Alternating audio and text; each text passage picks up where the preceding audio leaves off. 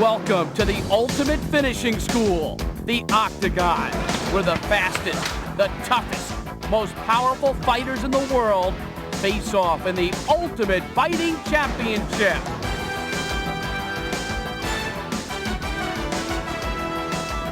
Tonight, it's UFC 9, featuring the Clash of the Titans, Super Fight champion Ken Shamrock in the historic rematch with UFC 5 champion and ultimate winner, Dan Severn. The Beast is back, and he's looking for revenge.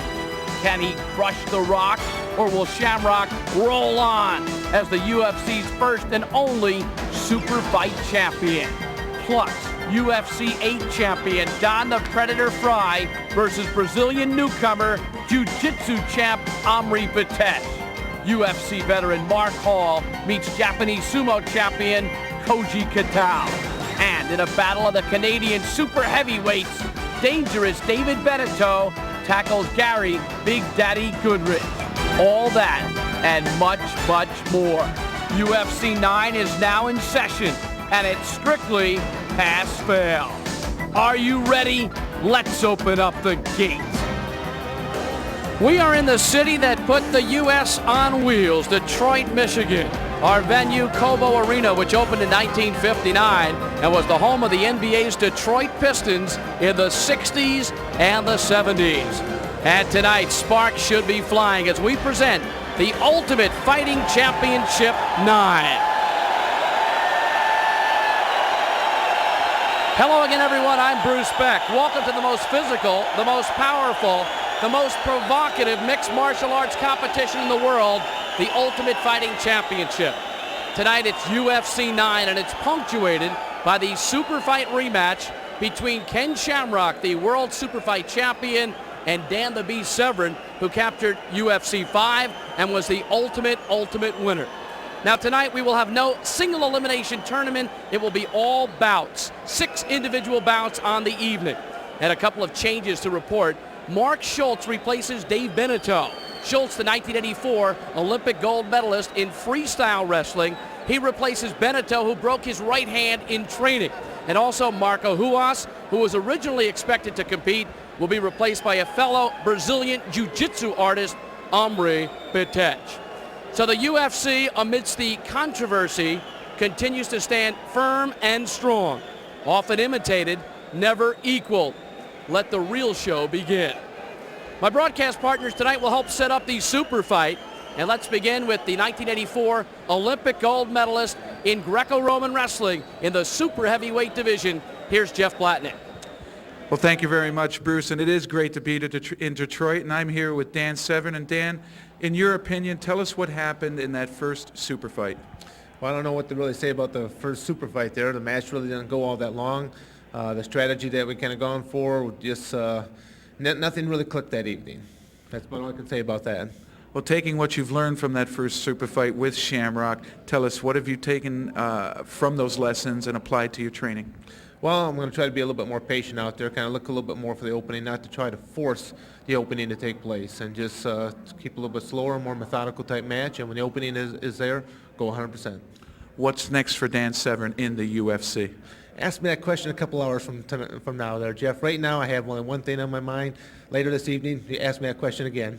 Well, Dan, we want to wish you the very best of luck. Good luck here tonight. And I'd like to throw it to my broadcast partner, fellow analyst, Don the Dragon Wilson. Thank you, Jeff. I'm here in the dressing room with the current UFC Super Fight champion. He is undefeated in Super Fight competition, Ken Shamrock. Ken, good to be here. Yeah, it's good to be here in Detroit, Michigan. It's going to be a test for me, fighting in front of Dan's home crowd. I'm looking forward to this challenge. I'm one that loves challenges, and this is going to be my biggest one. You said before that you didn't feel that Dan Severn makes things happen. He's not aggressive. Have you been working to counter his style? No, I think Dan Severn's aggressive, or he can be passive, one of the two. One of the things that I like to do is to control a fight. And so whether the guy comes out slow or fast, I have my own strategy, and I stay to that. Do you feel superior on the ground, or do you feel like it's going to be won on your feet? I think it's going to be a chess match on the feet, and I think once it hits the ground, there'll be some scrambling. But I think this fight's going to be a good chess match, and it's just going to be able, whoever gets the other guy against on his back and gets him into a submission position, I think is going to win this fight. Well, you said before that you were going to mentally dominate him on your feet. How do you intend to do that? Well, not mentally dominate him, but mentally get into his head, try and confuse him, make him get out of what he wants to do. He's a Greco-Roman. He likes to throw. He likes to shoot, get in, tie people up. I'm going to try and confuse him on that and get into his head. Thank you very much, Ken. Good luck tonight. Thank you. Back to you, Bruce. All right, thank you very much, Dragon. So Cobo Arena is alive, and both of those fighters seem very composed, very calm, very professional. That is the last fight of the evening. It's the super fight, Shamrock and Severn. Right now, let's take a look at the complete matchups for UFC 9. We open with Zane Frazier against Cal Worsham, two strikers making their second UFC appearances. Then Brazilian jiu-jitsu stylist Rafael Corino makes his debut against another first-timer, Matt Anderson, who will need to employ his warrior training against a man 6 inches taller. Dave Betetti broke his right hand in training with Mark Schulz. Ironically, it's the former Olympic gold medalist who will take his place against UFC 8 runner-up Gary Big Daddy Goodridge. Next, an intriguing battle between 6', 190-pound striker Mark Hall and 6'7", 390-pound sumo champion Koji Kitao. Kitao, the 1986 Yokozuna in Japan. UFC 9 kingpin Don the Predator Frye takes on highly talented Brazilian newcomer Omri Betetti, the reigning international jiu-jitsu champion who is following in the footsteps of Gracie and Huas. And then the super fight that everyone is eagerly awaiting, The Rock against the Beast. Shamrock versus Severn, the world super fight champion versus the ultimate winner. Well, the capacity crowd is buzzing tonight, and I have to think that a lot of the energy is building up for the main event. Shamrock versus Severn. Let's take a closer look at this tremendous matchup. It's a rematch that was meant to be. The clash of the Titans. Shamrock versus Severn. The Rock versus the Beast. Two great champions on a collision course that ends here tonight in Detroit. It's been months of fine-tuning and preparation. Shamrock defending his super fight title in Puerto Rico and fighting Pancration in Japan. Severn beating the best of the best in the ultimate. Their each and every moment has been building towards tonight's championship match. Was Shamrock lucky the first time? Has Severn learned from his mistakes? We're about to find out as Ken Shamrock meets Dan Severn for the UFC Super Fight Championship, with the winner recognized as the planet's most complete fighter.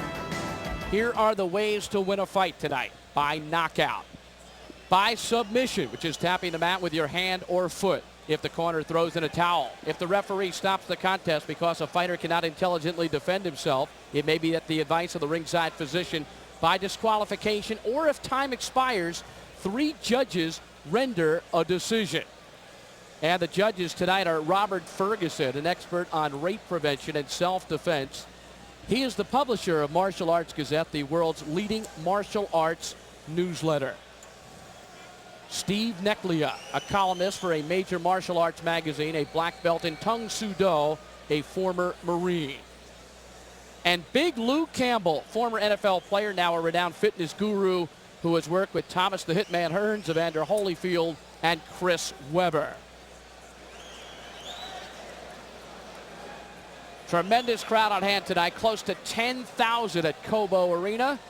And the referee who will be in charge of tonight's fight is a key man in the octagon. He is a key man in keeping the fight going. The referee, Big John McCarthy, and the sanctioning body of the UFC is the IFC.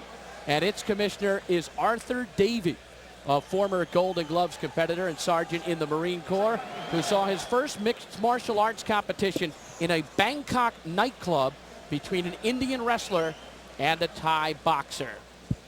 And the referee, the man I alluded to just a couple moments ago, that's Big John McCarthy, a tactical instructor at the Los Angeles Police Academy, a jiu-jitsu competitor who has officiated 55 no-rules fights. And the doctor is Dr. Richard Istrico. He is the Chief Medical Advisor from Howard Beach, New York, Advisory Council, WBC, Team Physician, USA Boxing, Panel Physician, New York State Athletic Commission, a Medical Director for the New York Golden Gloves, and he is assisted by a fine staff, including Dr. Stephen Goodman, Dr. Joel Cooperman, Dr. Robert Taiji, and Dr. Stephen Plommeridis. And there's Leon Tabbs, the veteran cut man. 30 years in the fight game, his 9th UFC. He's from Philadelphia, Pennsylvania. He's worked with the likes of Bone Crusher Smith and Simon Brown and Buster Drayton and Tony Thornton and Evander Holyfield and Jerry the Bull Martin.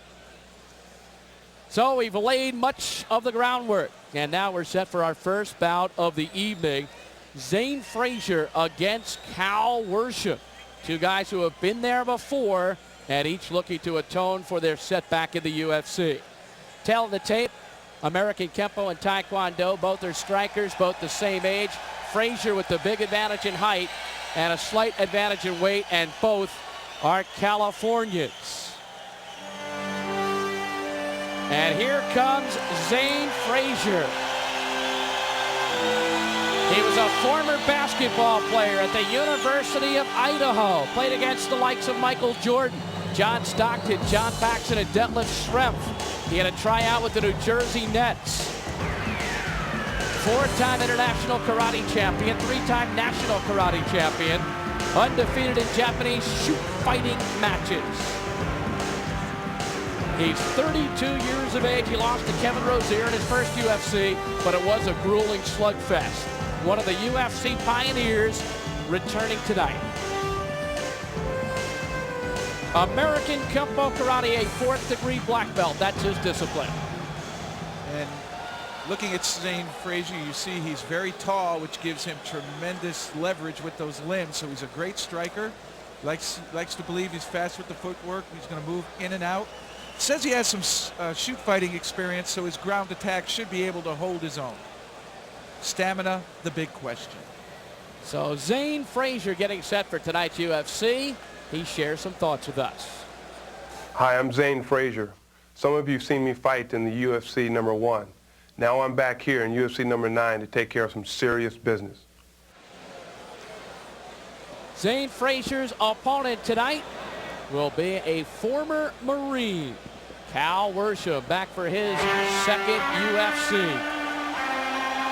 He put on a daring display in his first competition of the Ultimate Fighting Championship, losing to Big Paul Varlitz. Although he had hit him 26 times, it just wasn't good enough. He gave away too much size. Again tonight, he's giving away size. He loves to hunt deer, wild boar, and pheasants. Joined the Marines 3 days after he graduated high school. 2nd Battalion, 5th Marines, 1st Marine Division. Stationed in Okinawa, he won the Okinawa-wide boxing championship as a heavyweight. His instructor is Master Jack Quarry.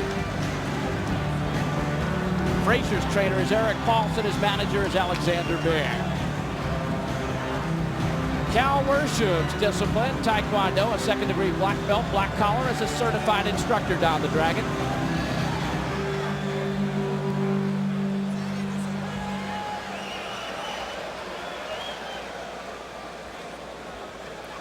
His fighting style will be cautious. He likes to use a cautious approach. He believes he's a powerful striker.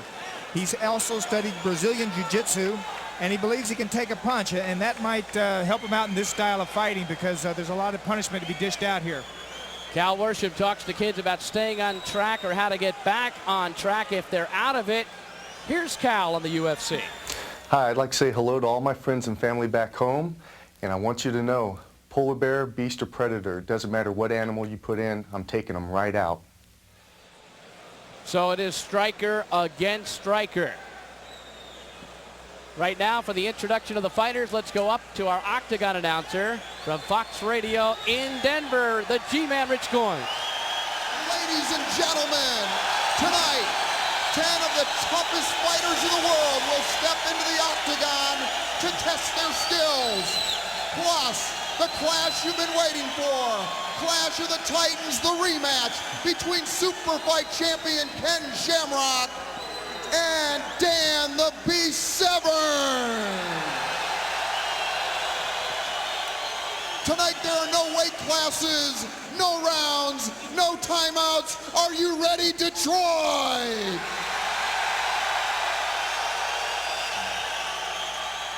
Please welcome our competitors in fight number 1 out of North Hollywood, California, a veteran of UFC 1 with a 4th-degree black belt in the art of American Kempo Karate.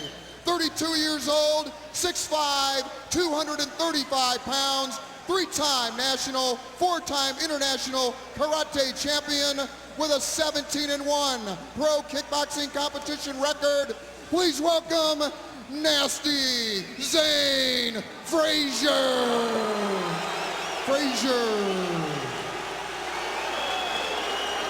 And his opponent, a black-collar certified instructor in the art of Taekwondo. He holds 2nd-degree black belts and is ranked number 1 by the International Taekwondo Council. 32 years old, 5'10", 230 pounds, out of Folsom, California. A veteran of UFC 6, Cal Worsham. Let's get it on.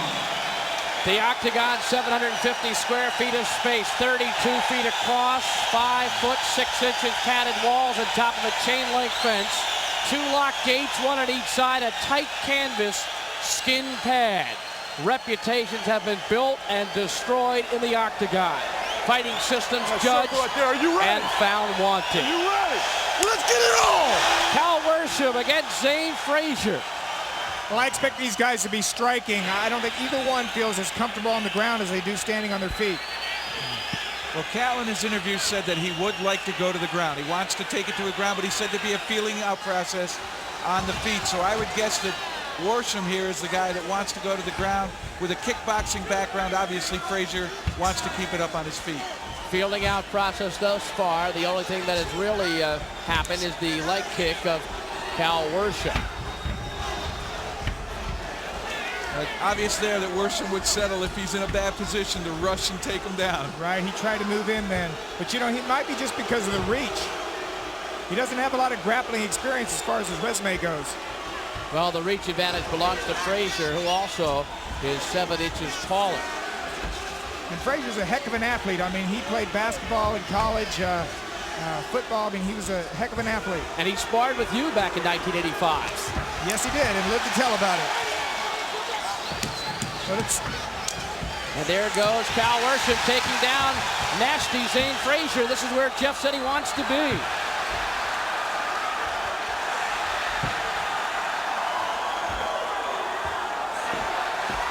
Worsham working hard against Frazier.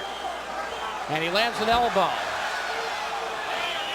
Frazier still has the remnants of a guard. He's got Frazier has one of Worsham's legs, so he's still fundamentally in a guard position here.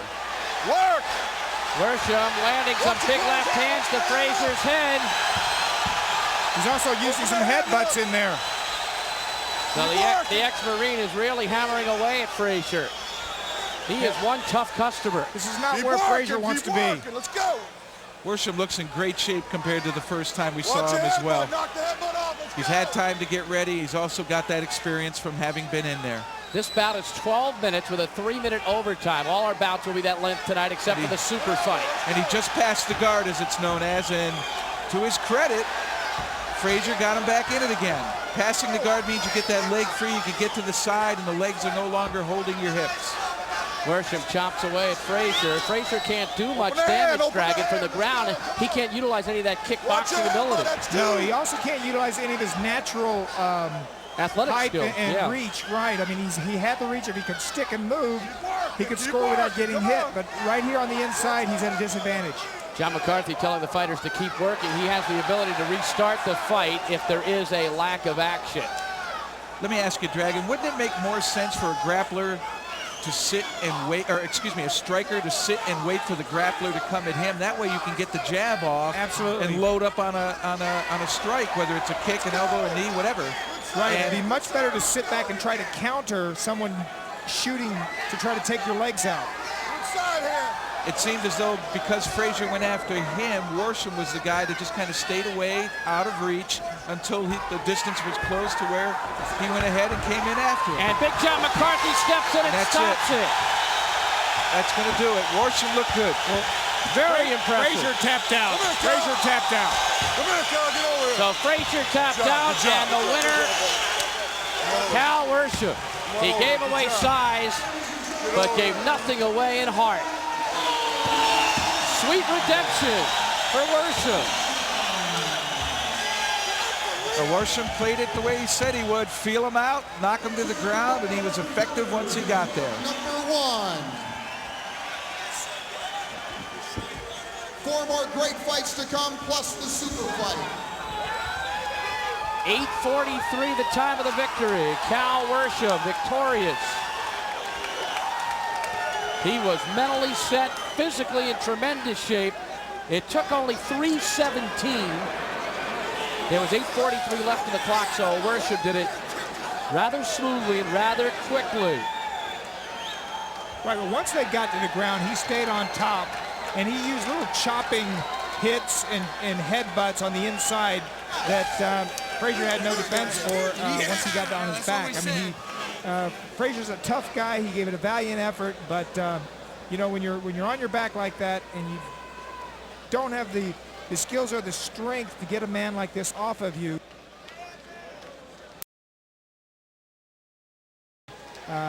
he's a gutsy guy, but you know, from this position right here, he was not able to defend himself properly. Here he is trying to keep Worsham close to him. And eventually the tap out and the victory.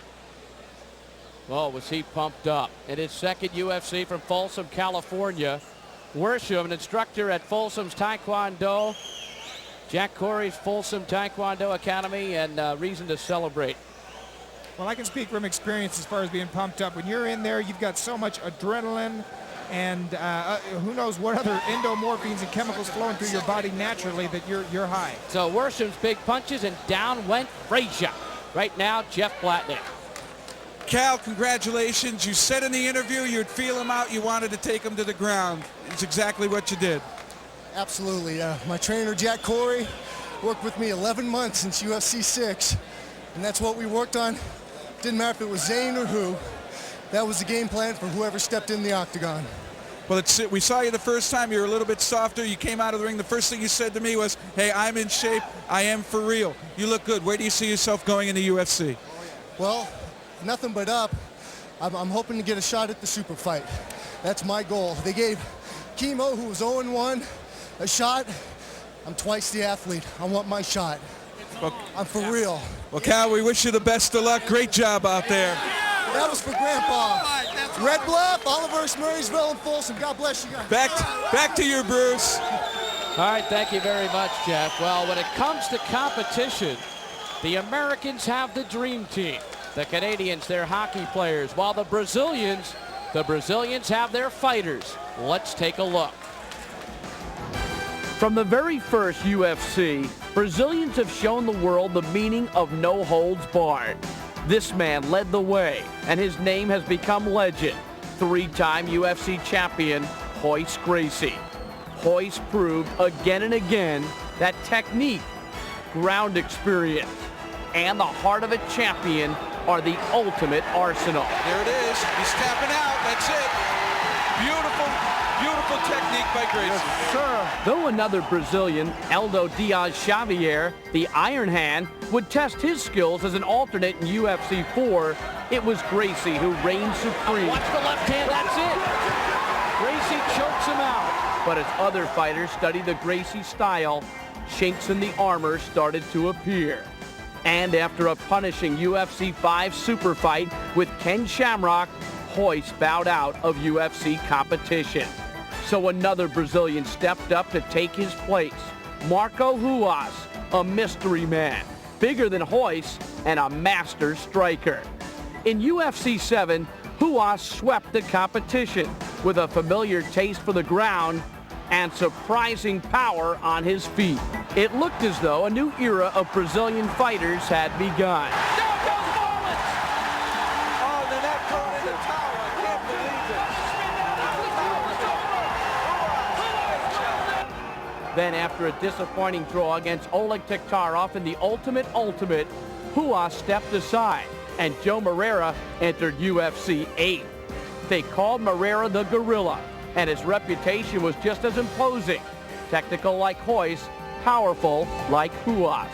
But the fight world had done their homework on Brazilian fighters, and a veteran, Paul Varlins, shut down Moreira in the first round. So tonight, the mantle is passed on yet again. Get ready, anything goes. But then, that's the Brazilian way. And Jeff Blatnick, there's a great deal of Brazilian pride when it comes to martial arts. Oh yeah, they're very confident about their fighters. They say they're the very best in the world. But the one advantage that they have is up here when you look at martial arts, or really the cross-section of what the UFC is all about, we have different sports that make up each little slice of pie.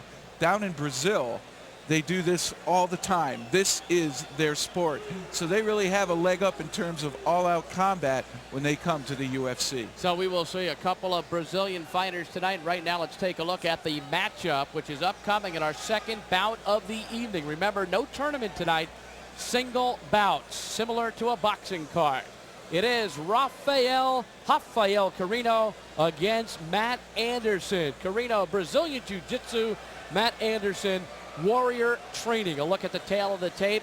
Anderson and Corino are both young. Corino with the size advantage, 6'8", 245. So we haven't seen a Brazilian with that kind of size thus far in the competition. Anderson hails from the same hometown as Steve Jenham, who won UFC 3, Omaha, Nebraska. Rafael Corino making his way to the octagon.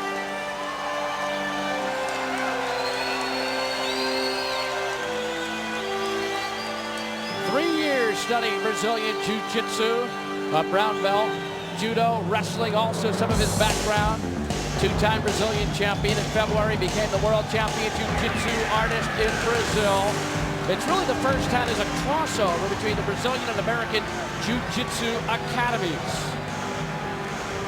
His co-trainer is John Lewis of the Las Vegas Brazilian Jiu-Jitsu School. His trainer is Andre Pederneiras. His discipline, Brazilian Jiu-Jitsu, we've seen a lot of it. Well, he's a master when it comes to this form of fighting. At least this is all he has been exposed to. He wants to take people down to the ground right away. 6'8", 250 pounds. He's going to be powerful. Big question, does he have a chin? Because he's never been in a striking situation. And I question 6'8", 250 pounds. I'm a heavyweight. He doesn't look that big. He is a college student studying to be a physical therapist. Let's meet him. My name is Rafael Corino. It's my first time here. I'm a Brazilian Jiu-Jitsu fighter. I'm come to win. So there's a look at the man they call the Earthquake. Last guy I knew had a nickname like that was Bill Earthquake Enyart, the big fullback from Ohio State back in the 60s. I think some pro wrestlers will say, hey, we had one over here too. All right, here comes Matt Anderson, whose discipline is entitled Warrior Training.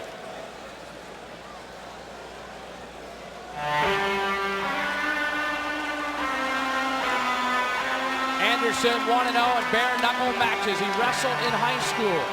He's from Omaha, Nebraska, affiliated with Robert Bussey's Warriors International, a school which produced Scott Morris in UFC 2 and Steve Jenham, the champ in UFC 3. He is a painter by trade. He is trained by Dave Jobian, and he runs a martial arts school, the Anderson Warrior Training Branch. Does he have enough of real live experience is the question. Warrior Matt Training. considers himself a very well-rounded fighter. He's going to try to avoid the clinch. He knows he's vulnerable on his back from lack of experience, and he also strikes on the ground, which is the new trend in the UFC. A closer look now at young Matt Anderson, 24 years of age. My name's Matt Anderson. I train at the Jobin Warrior Training Branch in Omaha, Nebraska, and I'm here to represent Warrior Training. So it is Matt Anderson against Rafael Corino. For the introduction of the fighters, let's go to the G-Man, Rich Goins, a Detroit native. Ladies and gentlemen, fight number 2 of UFC 9. Please welcome the competitors First of all, in this corner, he holds a brown belt in the art of Brazilian Jiu-Jitsu with a record of 1-0 in professional competition, 23 years old, 6'8", 245 pounds, the state and two-time Brazilian, Pan American, and world Brazilian Jiu-Jitsu champion from Rio de Janeiro. They call him the Earthquake, Rafael Corino.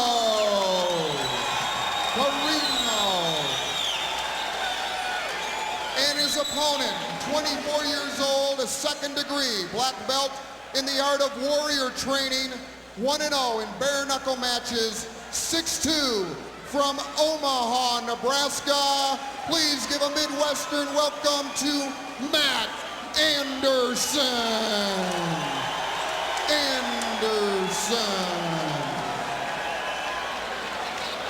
This one looks one-sided on paper in Corino's favor, but you never know. The one thing I have to say is Anderson said he doesn't want to be in the guard. He wants to be behind the person. That sounds like a typical wrestling statement. After you take somebody down, you're behind them.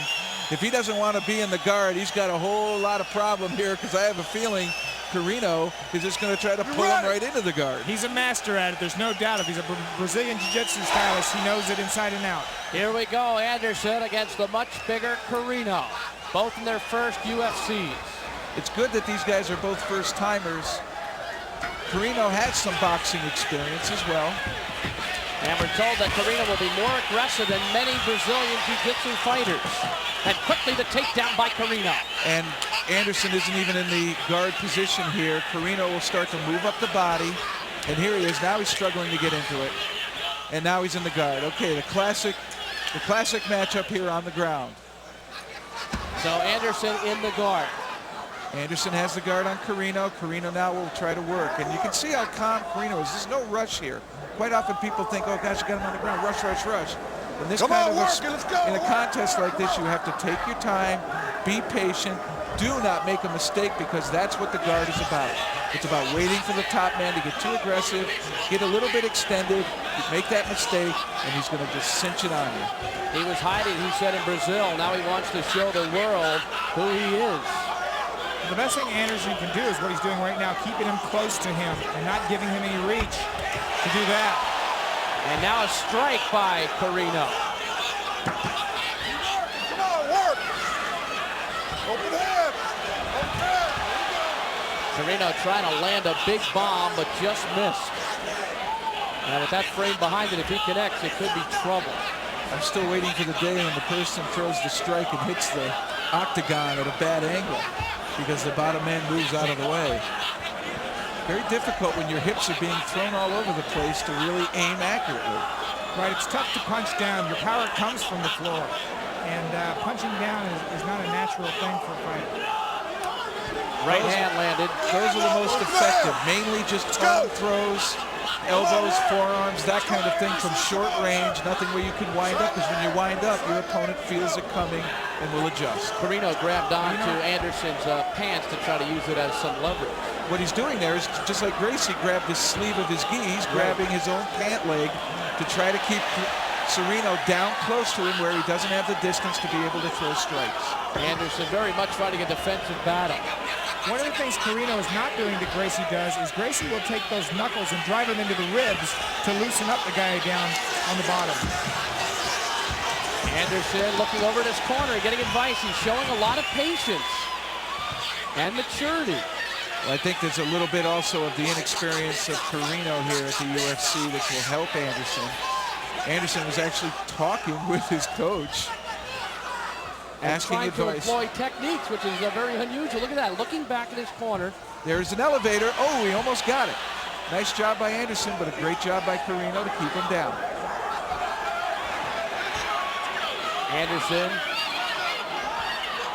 his discipline is called warrior training, designed to beat all martial arts, a realistic system with a collar crunch from wrestling being employed. Everything practical, scissor chokes, kicks to the legs and body, a lot of finishing techniques. Holds the credo of the ninja, use anything you can to win, but right now, he'd like to find a way to win. Crowd getting restless, but there's no reason for Corino to rush. Correct, but let's see if Big John McCarthy, with the rule of neither athlete being able to really improve position and be offensive and aggressive, he might bring him to the feet. But Corino's being active. There's some strikes in there, and he looks like he might be applying some pressure there with his shoulder a little bit. It's not really a choke, but he's trying to pass the guard, but to his credit, Anderson's staying. Oh, he's in the mount now. He's in trouble. This is where Corino can hammer him. Corino's got his legs outside of Anderson. He's in the mount, and that's where those big right hands can be explosive. Open the head. Open the head. Let's go. This is like that double grapevine in wrestling, being in this mounted position. So Corino's up much higher. His center of gravity is up on Anderson's chest, keeping that upper body down, and all he's trying to do is get a quick elevation from his upper body and then rain those strikes down before he's pulled back down by Anderson. Well, those are the body strikes that Gracie uses to loosen up the grip of his opponent. Is it worth it here, Jeff, for Anderson to try another elevator, make one big thrust? Well, again, this is something, unless you feel you're in trouble, you don't want to go desperation. But this is why you don't want to be where Anderson is. He's in a very vulnerable position. Anderson covering up well, trying again to flip Corino, but unable to do so. He won't get this guy off. He's too big, too long, and too experienced at this position. 7 minutes left. It's been a gutsy performance by Anderson thus far. I don't see Corino getting out of this. He's got his legs locked in behind him. He knows how to keep and maintain his position. That was a tough shot right there. Anderson ate some leather there. Without it being leather, it was just the hand. Small cut on the forehead of Anderson now. Yeah, that cut is getting bigger by the moment. And that's it. John McCarthy has seen enough. And Corino wins it. Great courage by Anderson, but Corino too big and was able to utilize the mount position very successfully.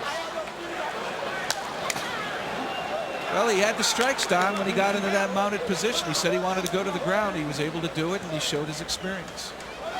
There was no way Anderson was going to get him off. I mean, he did some valiant efforts there, but once he got right up on him in that guard position, he couldn't get him off. So another victory for Brazil.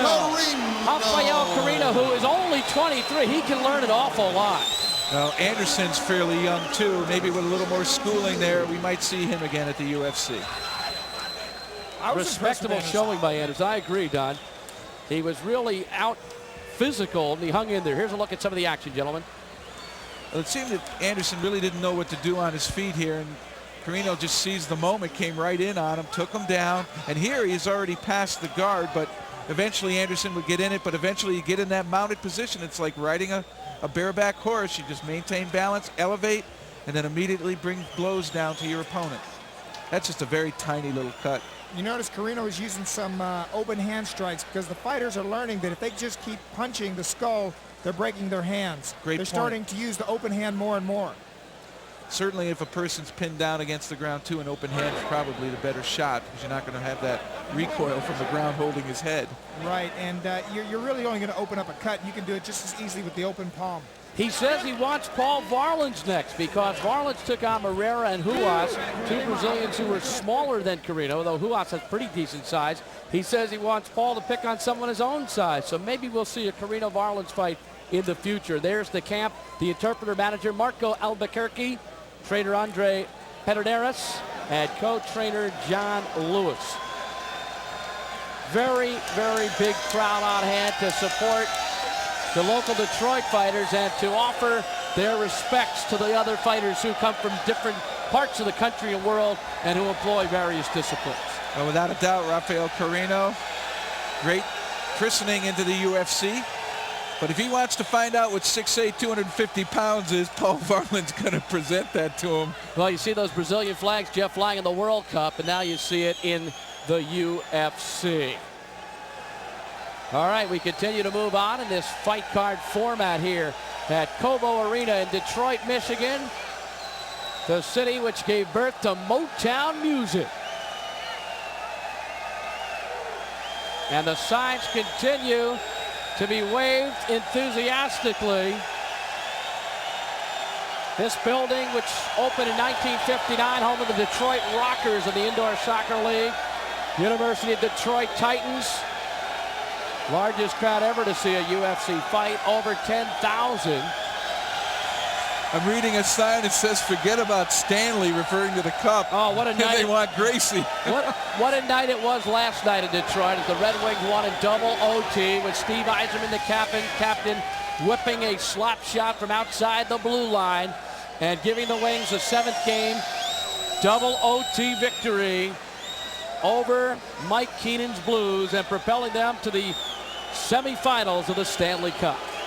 Here's our matchup number 3, and it's been a big change. Mark Schulz comes in to take on Gary Big Daddy Goodridge. Schulz agreed to fight today. He was working with Dave Betetti. Betetti broke his right hand fighting Schulz. Betetti unable to participate. Schulz said, "I'm going to do it." Tail of the tape, 33-30. Goodridge has the height and weight advantage. Schulz, I think, more for pride took this bout than anything else. Well, if I'm not mistaken, Bruce, Jeff, maybe correct me if I'm wrong, but wasn't Schulz the one that broke Benetto's hand? Well, the word is from Dave Betetti that Dave just simply posted his hand on the ground, and as he did, whether sweat or whatever was on the mat, his hand rolled as he placed it, and that's when the metacarpal broke. Here comes the two-time Olympian, the 1984 gold medal in freestyle wrestling in Los Angeles, 3-time world champion, the brother of David Schulz, the Olympic and world champion, who was gunned down on Fox Catcher Farm in Newton Square, Pennsylvania on January 26th. He comes from a family rich in wrestling tradition, a great competitor. He's also a fantastic grappler. World champion, Olympic champion, NCAA champion. He's done it all. He has jiu-jitsu experience, having worked with Rickson Gracie and, of course, Pedro Sauer. The big question is, can he take a strike? If he goes under you, you're probably going down to the ground. Let's meet Mark Schulz from Palo Alto, California. I'm going to go into the octagon and do the best that I can with the knowledge that I have. Short and sweet. Rickson Gracie said he's one of the best grapplers in the world. Oh, there's no doubt. He's a world champion and an Olympic champion. The big question is, wrestling is just a single sport, single discipline. What does he know beyond it? And obviously, having worked with Rickson Gracie, and particularly lately with Pedro Sauer, I am sure he is very proficient at submissions. The big question, the chin. Does he have the ability to defend against strikes, and can he take a few strikes to get a man down to the ground? And his opponent is one heck of a striker. Ferocious. Gary Big Daddy Goodridge, runner-up in UFC 8, losing only to Don the Predator Frye. From Bob Houston's Martial Arts Academy and the Fong Tran Martial Arts School, handled by Mike Mobs and John Knapp. Norm Bell is boxing coach. Gary Goodridge, he was called Goody as a kid, but he changed it 4 years ago to Big Daddy. One of the great arm wrestlers in the world, recently beat 1,000 men in a row in 2 hours in Japan. It took him 1 hour and 47 minutes. 15 years as an arm wrestler. His discipline is Kuksul Wan, but lately it's also Martial Arts Cross Training Association. Well, obviously with that arm wrestling record, he's got a very strong upper body, but he knows he's limited with his ground skills. He's got boxing experience, he's a knockout puncher, so he will strike on the ground. He did last UFC, and he'll do it this time. A closer look at the Big Daddy Gary Goodridge. Hi, remember me? Big Daddy Goodridge, UFC 8 runner-up. You know the worst thing about coming second place is you're the first one in line to losers? I'll tell you one thing, I'm not no loser. He is a delightful gentleman outside of the octagon. A welder by trade, works just outside of Barrie, Ontario. He grew up in St. James, Trinidad. Delightful Don outside the octagon. Absolutely. You know what? I think he's got a career as an actor with that performance he just gave, because he appears to be a brute, but he is one of the nicest, smoothest talking guys I've met. Very articulate, very articulate. Cameo roles in films with Lorenzo Lamas and Sylvester Stallone. Here's the G-Man, Rich Goins. Fight number 3 on our 6th bout card features a matchup between a freestyle wrestler fighting out of Linden, Utah. 5'10", 203 pounds. He's a 2-time NCAA, 3-time world champion, and 84 Olympic gold medalist. Please welcome Mark Schulz.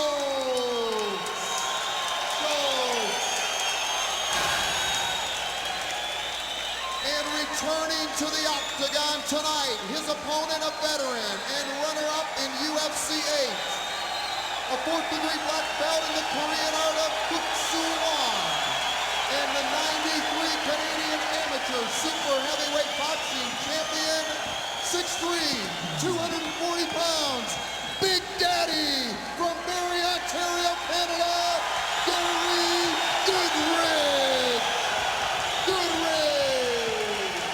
And oh, does he have a following. Barrie, Ontario is 4 hours and 35 minutes from here. But I think he built his reputation on pay-per-view. Now one of our lovely octagon side girls. Well, speaking of the fighting here, Bruce, when I take a look at this, I see a classic matchup against a grappler versus striker. Right. Schulz wants to be on the ground, and Goodridge wants to be on his feet. The question is, down the Dragon, can Schulz get Goodridge to the ground? Well, even if he does, we've seen in the past that Goodridge has the ability to use those elbows inside on the ground. So that may not be the only thing he needs to do in this bout. Goodridge has been preparing for a long time, but he was expecting Betetti. Schulz agreed to fight this morning. How that will play to this battle. Well, it shouldn't matter until the later, if it goes later in the bout, then conditioning will become a factor. But in these early minutes, it's purely skill. Looks like Goodridge is content to try to box it out here. He hasn't thrown anything, but he's in a position to throw a good punch. He keeps his hands up high defensively as a boxer would. Schulz goes for it. Schulz has it. Drops him! What a move by Schulz!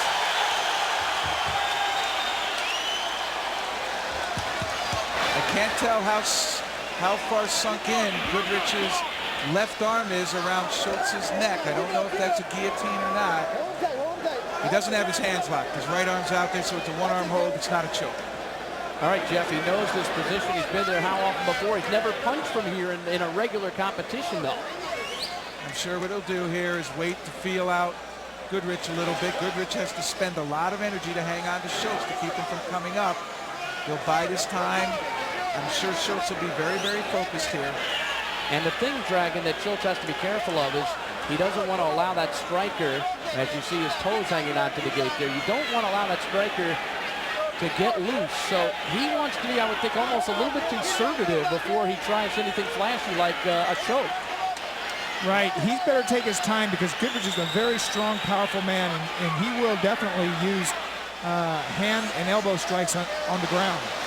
Well, Goodridge has him two ways. He's locked on with his left arm to his own gi, and with his right arm around Schultz's body, grabbing his own pants of his leg, or his own bottom of his gi there to keep Schulz from being able to raise up. Mark tried to go ahead and pull his head out, but because he's grabbing his own gi, makes it a fairly tight hold, though it's not a choke. It's just keeping Schultz's head down. Well, what about the positioning here, Jeff? Who do you like? Where would you rather be? Oh, I'd rather be on top, of course. I don't know anything about the guard. Part of Serino's entourage was a 17-year-old, 160-pound athlete who they want to bring to the UFC eventually. And I sparred with him nearly 40 minutes doing Brazilian Jiu-Jitsu. And he was so proficient at it, very slick, able to take on a guy, literally 70, 80 pounds bigger than him and do quite well. So it is Schulz on top, Goodridge on the bottom, and now Schulz just chopping away at the body a little bit, trying to loosen up Gary Goodridge. An explosive move by Schulz, racing across the octagon, dropping Goodridge, and that's how they got to this position. Oh, that's one thing that the fence came into play in favor of Schulz, is that when he tried to double, he really didn't have it sunk deep, but when Goodridge backed into the fence, he was able to get a good hold pick him up, and that was a wonderful slam. Keep in mind, if we do go 12 minutes, we do not have a finish. There will be a 3-minute overtime, which means they start on their feet again. So Goodridge would get another shot at him from a standing position. And he's taking everything Schulz has in terms of strikes, but Schulz can't really put anything into those because of the proximity of the bodies. They're too close. Still a lot of time in regulation. Goodridge has his leg. He's got one leg locked in the scissors back there. So he's got him held pretty good as far as... Would you go to elbow here instead of fist right into the side of the ribs there? I don't think he's got the room. I think Goodridge is holding him so tight that all he can do is those little short little rabbit punches. And I don't think they're going to have enough to really break Goodridge down. Well, this may be a case where John may have to restart these guys. Well, he got his attention there. He took a couple shots to the head, and Goodridge brought his arms down. Schulz needs to be careful. Looks like Goodridge is trying to elevate him here, going to the right. Towards Goodridge's left on Schulz's right arm. Schulz locks that right arm around Goodridge's head and then punches with the left hand. And he's starting to pass the guard a little bit there. He seems to be more on his knees now. Well, somebody is bleeding. And it's Goodridge. It's the right ear of Goodridge in my view from here. Keep working. Let's go, Here we go. And now the wrestler's off to the side. He's past the guard. Let's see what Schulz will do here. Good quickness there by Schulz. Schulz working on Gary Goodridge. The thing about Goodridge is he's got so much natural strength that he's able to just muscle his way out of some of this stuff. Oh, he's tremendously powerful. He bench pressed Jerry Bolander in his last outing right off of him in the mounted position. And that's an unusual wrestling move, the bench press. As an arm wrestler as a kid, he started all over the kitchen table. 4 sisters, 2 older, 2 younger. Couldn't beat the eldest one. Finally beat the eldest, but then took on his father, 6'6", 385. And started out wrestling with one finger against the hand, and then all of a sudden he got better and better and beat his dad. There's a great shot of Goodridge hanging onto his pants leg to keep Schulz from being able to get distance to bring blows down. That's the advantage of wearing a gi, and then they break him off. So there's still plenty of time, 6 minutes, and it's a restart. How much do you think that might have zapped from Goodridge fighting that hard on the ground? Well, now he's got another chance to start from his feet. And it's Dave Betetti in the corner of Schulz. It might have been Schulz in the corner of Betetti. This is where Goodridge needs to stay, right here. He needs to stay and just wait and let the grappler come to him. Try to bait him. There it is. Schulz is just too good there. He's too quick. He's too quick. Too quick as a grappler. He'll take him down every time, it seems. So Schulz right back where he wants to be. But it's Goodridge now in the guard. Well, Goodridge is so powerful, he can probably be able to maintain guard just by locking on and just holding on. And just holding on to his gi. You know, it's a great tactic in a fight. It's what you want to do. But in terms of winning here at the UFC, it's going to spell problems for him because Schulz is racking up points. So Dragon, how much does that raw power of Goodridge mean in a battle like this where technique is so important? Well, he's able to nullify his opponent as far as getting taken right out or choked out or submitted. I don't see that happening, but he can't get out of this position. He doesn't have the technical wherewithal to get out of this position. But it does enable him to survive. So defensively, it's a plus. Right. But not offensively. No, he can't do anything unless he uses the bench press. Schulz with some short chopping blows. Jeff, he uses his hands very well around Goodridge's face. Well, he's just, you know, he might be covering the mouth to make him breathe through his nose, which would deprive him a little bit of air. It's a smart tactic. I've said that before. Just cover his whole face with your hand, and it's going to cut the air. I think that could come close to being the fish hook, and I think they said to keep the fingers away from the mouth because of the fish hooking. Here we go. Which is and the danger of, yes, either a fish hook or an eye gouge. He just spit his mouthpiece out. That's a sign of sucking air. Yes, it is. It's a sign of fatigue, and there's some good shots landed by Mark Schulz. That's it. Stop it. Get it off. Get it off. Get it off. You're all right, baby. That's it. He's cut. He's cut. I believe either that or he'll take him over to the doctor for a look. All right, John McCarthy say no. We're going to have the doctor take a look at it before we stop this thing. If he's okay, what this means is Goodridge got the break. He's going to be put back up on his feet, which seems to be the only position that he's capable of launching offense from. And there is the ironic look of Dave Betetti outside the octagon looking in. And Dr. Richard Istrigo and Leon Tabbs now taking a good look at Gary Goodridge while Betetti mounts some more strategy. Goodrich's cut is near the right eye. And it's pretty nasty, says Dr. Richard Istrigo. I don't think he's going to allow him to continue. Put the mouthpiece in. Put the mouthpiece in. He said he's not that bad. They're going to let him go. Yeah, you know, that's actually not that bad. If you look at it, it's off to the side of the eye, not over the eye, where the bleeding will go down into the eye. So I agree. I think that a cut like that, they can allow it. Now, we've seen this happen twice where the guy on the bottom, out of bleeding, gets to be restarted, which is a heck of a break. Yes, it is. And now let's see if there's desperation in Goodridge. Will he come out and just flurry like crazy thinking he is in trouble? This is where patience and experience really pays off, and Goodridge hasn't been in this position in the UFC. I don't think he's got the patience. You know what? I think you hit the nail on the head.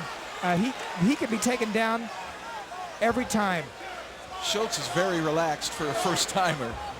Just keeps his hands up. Ooh, he took a shot at it. Wow, he went right to the area where the bleeding was, and he landed. I think Schulz is going to duke it out a little bit. He looks like he even wants to throw a kick. I think he wants him to grab the leg, and then he's going to come back with the right hand. There he goes. There he goes. Look at the power. Look at Schultz's power. Oh. What a show he's putting on when they're in the standing position. Just tremendous power. What a body slam. He is very good once he gets underneath you of lifting. Now he is strong. He's only 203 pounds and he lifted 240 like it was 140. Technique is everything. It's not a matter of strength in the arms. It's body position and technique. We've been talking so much about Goodridge's strength, we kind of forgot about Schulz. 2 minutes and 45 seconds in regulation. Let's go. This is a repeat of what's happened every time they've gotten on the ground. The same, right down to the leg lock. Oh, Schulz now 2 punches in a row. And oftentimes you think a restart benefits the man on the bottom, but each time it has benefited the man on the top, Schulz. Well, if Goodridge can absorb that kind of impact 3 times in a row and say it's part of his strategy, very well, then he's a very tough individual. But Schulz has that power, but behind that power is that awesome technique. He was a gymnastic champion in high school, switched over to wrestling, became a state champion in wrestling, and then went on to become world and Olympic champion. Heck of an athlete. Coming up on 2 minutes in regulation. And Don, looking at a scorecard, what do you think right now? Well, it's Schulz all the way. Just beyond shadow of a doubt, he's way ahead on the judges' scorecards unless they're looking at a different fight. You can see Schulz trying to pull his left leg out of that scissor hold by Goodridge. Once he does that, he'd be in what they call, and he better be careful because Goodridge has got his toe there. He could get an ankle lock and he could actually put some pressure on that. But I tell you, Schulz is grabbing onto his gi as well. Oh. Schulz maintains his position. 3 minute overtime would come up next. Mark Schulz, late fill-in, as late as today for Dave Betetti, who broke his right hand. While training with Mark Schulz. So it seems almost ironic that Schulz would go ahead and take his place. First timer out of the blue, no training in preparation for a fight. And certainly to come in the day of a fight and have to put that mental pressure on yourself all at once. Under a minute to go in regulation. What a chin Goodridge has, by the way. Schulz away here. This is all part of the Brazilian attitude towards being on top in that mounted position, is just to bide your time, wait for that bottom person to make a mistake. And there's a mistake. Look out, he's in the mount. Open hands. He's trying to end it. Schulz is trying to end it. Open hands. And I think John McCarthy, with respect for Goodridge's chin and strength, didn't stop the fight. I'll tell you what, I didn't see a good solid hit land. Tell you the truth, he did not throw anything. Oh, that one was there. No, they're glancing blows. They're glancing off those arms and forearms and elbows. Goodridge hanging tough. He's got 5 seconds to get it through regulation. And then it's overtime. He's got his arm. Yeah, he's starting to look for the arm. He's looking for the arm. I wonder if Schulz knows there's an overtime. There's got to be an overtime. There is an overtime. I think Schulz knows it because he's looking back at his opponent. For a moment there, he was almost celebrating. Well, he should be celebrating. He's won this fight unless he slips on a banana peel in the next 2 minutes. Who is in the octagon here? Who is in the octagon? Is somebody in the octagon? They got rid of him as a photographer. He must have thought the fight was over. Doctor is checking out Goodridge, putting the salve on. 3-minute overtime. Anyone who didn't know knows now, including that photographer who made his way inside the octagon.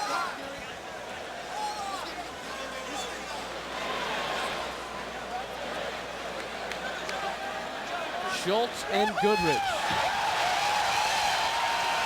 Wow, what a first 12 minutes. That's Dave Beneto's right hand, which is broken, which is over the top of the octagon. Goodridge is being looked at.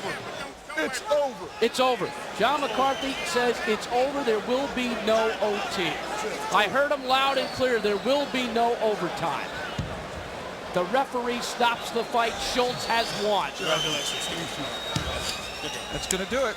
Mark Schulz in his first UFC. The doctors have stopped the fight. The winner performs admirably, showing great technique, great power, and for someone with no experience, great poise.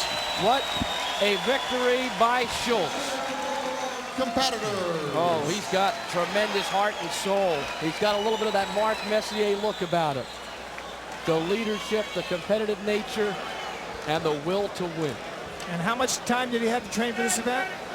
Well, a half a day. Half a day? Well, I mean, he's always in training when you're working with somebody else, but you never think about your opponent. How tough is that, Don? You know the difficulty about picking up a guy late. You've done it before. I've done it, but I've never done it a day of the bout. I'll have to admit, you know, I've always had a certain length of time, at least 2 weeks before a bout. Here's Jeff Blatnick. Jeff, take it away. Mark, you took the fight today, no preparation. How can you come in here and perform that well? Well, it's not no preparation, but just very little. I've had a lot of training from Pedro Sauer, and I didn't really know how it was going to turn out, but I just did my best with what I knew, and thank God it came out okay. Well, there's a real irony here in that David Beneteau was supposed to fight, and in training with you broke his hand, and the doctors here would not let him fight, and then you take his place. Was that a motivation for you? I think maybe it was more like a predestination than a motivation. My motivation is my brother Dave, and my God, my family. That's my motivation. Well, Mark, you performed very well. Can we plan on seeing you again in the future? I'll have to think about it, see what kind of money they can come up with. Well, Mark, you performed very well. Congratulations. Thanks very much. I say congratulations to my opponent also. Very classy act, Mark Schulz. And we're going to bring in Big Daddy here. Well, Big Daddy, you gave it a good go, but you were up against a master grappler. Tell me, what did it feel like to go up against him? Well, he was tough. I went back. I had my superior stamina. I worked on that. Superior mind, superior attitude. But once again, I forgot one other thing, important thing that I didn't do. I left the weights alone. That won't happen again. It's okay. Big Daddy's still here. Well, let me ask you, did any of those slams when he picked you up and brought you down to the octagon floor bother you? Did they hurt you? No, absolutely not. I don't think I look that pretty right now, but they actually didn't hurt. What will hurt is maybe tomorrow morning. Can we plan on seeing Big Daddy again? Oh, definitely. I have a career here. The one good thing about being a champion is at first I think you got to learn how to lose and lose gracefully. The champ was a very tough individual, and I thought I fought a good fight as well as I could against him. Back to the drawing board. We'll come back. No big deal. Big Daddy Goodridge, class act. We wish you the best of luck. Thank you very much. Back to you, Bruce. What about it was, and Mark Schulz paying tribute to his brother David, who was gunned down in January. Wonderful family, great tradition in Olympic wrestling, and Schulz enters a new venue, a new sphere, the UFC, and performs more than admirably, performs miraculously in a victory over Gary Big Daddy Goodridge, who is strong, tough, and rugged. Here's a look at some of the action, and this was just unbelievable each time, guys. It was the same thing. It was just a repeat of history. Schulz would take him down. There he goes, a slam, get on top and stay on top. And more often than not, Gary was able to hook that one leg, but he just couldn't hold it.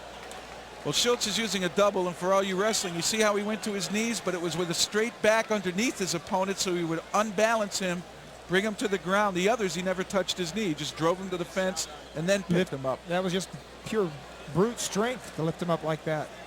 And that was almost a feint. He's lifting the leg like it's a kick, but as he brings it down, he uses that forward momentum to start his attack. Really coy. Great first timer. Absolutely. Wow. He also mentioned his brother. Yeah, I just mentioned that, Jeff, on your way back. And I tip my hat to David. And to Mark. Well, the UFC, that was what you call a show stealer. You don't expect it necessarily, but you get it. It's like an undercard bout that turns out to be a super one. Let's take a look at our next matchup tonight in UFC 9. It is Mark Hall against Koji Kitao, the grand champion in sumo in 1986. Here's a look at the tail of the tape. Mark Hall, a striker, Muye Do, 2 years older, but 7 inches smaller, and he's giving away over 200 pounds. But Mark Hall has the heart of a champion.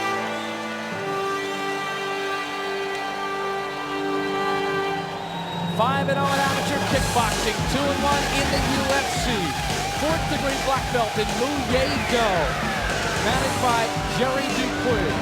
Teaches at the 6,000 square foot martial arts school, the Muye Do and Street Combat Applications Training Center in Murrieta, California. Matt Shute is in his corner.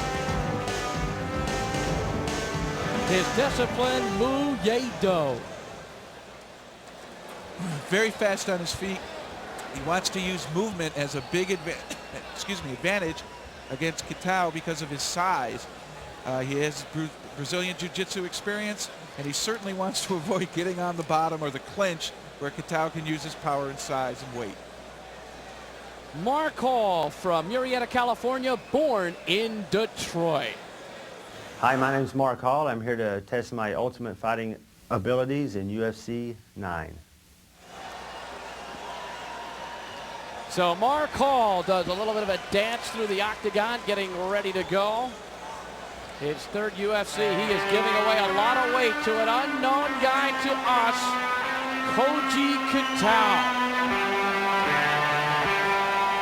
390 pounds. Our first sumo wrestler with tremendous credentials. His name was Furugaharu. 1986, he was the grand champion of sumo, the Yokozuna. They've only had 65 in Japan in over 400 years. He was number 60, but he did something very un-sumo-like. He left the competition to pursue other fight interests. The first Yokozuna ever to do so. Well, obviously, Kitao is a grappler. He believes in power over technique. He has studied striking, but of course, because of his size, his mobility is a question. And because of his size, again, he's like a turtle. If he gets on his back, he's vulnerable when mounted. Mark Hall against Koji Kitao. Let's go to the G-Man, Rich Goins, for the formal introductions. Ladies and gentlemen, our 4th fight of the evening. Please welcome a 4th degree black belt in the art of Muay Do, a black belt in Taekwondo, and a black belt in American Karate. with an amateur boxing record of 5-0, 3 by knockout, 34 years old, 6 foot, 189 pounds, fighting out of Marietta, California, Mark Hall.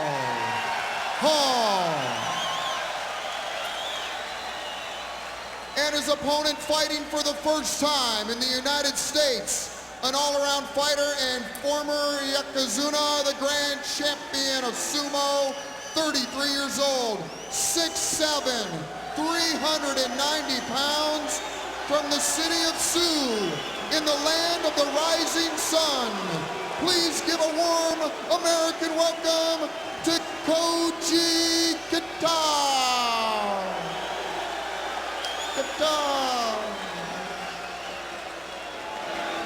Well, we're not sure what to expect in this one. Well, I talked to Mark Hall in the interview, and he wants to chop him down using legs kicks. He says his next fight is always the most important one, meaning this one. He didn't want to talk about what he wants to do later, but he did say he wants to eventually fight in Japan, and it's ironic he's going against a Japanese fighter. But to explain sumo, Yokozuna is a title given to you. It is like becoming an all-pro, or what we call superstar status. It's like the world champion in the heavyweight division in boxing. Is this the smallest UFC fighter at this event fighting the biggest? 190 versus 350? I think it is. Well, Betetti is 185. We'll see him later. But this is a classic matchup of David versus Goliath. Where were they in Puerto Rico? Whoa. Well, I like what Hall's doing here. He'd like to be against the fence because then he won't get bowled over. And when he can, create some room and get away. Kitao throwing a punch. We've seen guys smash him up against the fence too, though. This is not where Hall wants to be. Kitao takes down Mark Hall. And that is all, I believe. John McCarthy jumped in there quickly. Something must have happened to Kitao. What happened to him? He's bleeding. It's his nose. Oh my. He might have done something to his nose. What happened? I can't see exactly what it is. He could have broken his nose. It could have been a strike of some kind. I don't believe he wants to continue. I don't know. The blood is on Mark Hall, but it's from the nose of Kitao. At least I think it's the nose. We haven't seen a good shot of the face. Yeah, it's the nose. It is. He's shaking his head either no, don't stop the fight, or no, I'm not sure. If he says he doesn't want to continue, he's out of there. It looks broken. It's broken. Dr. Steve Goodman says it's broken. And this fight is over. Mark Hall wins. Unbelievable. That broken nose, Kitao is out. 47 seconds. But David wins over the Goliath. And there's the respect and honor from the United States of America, Mark Hall.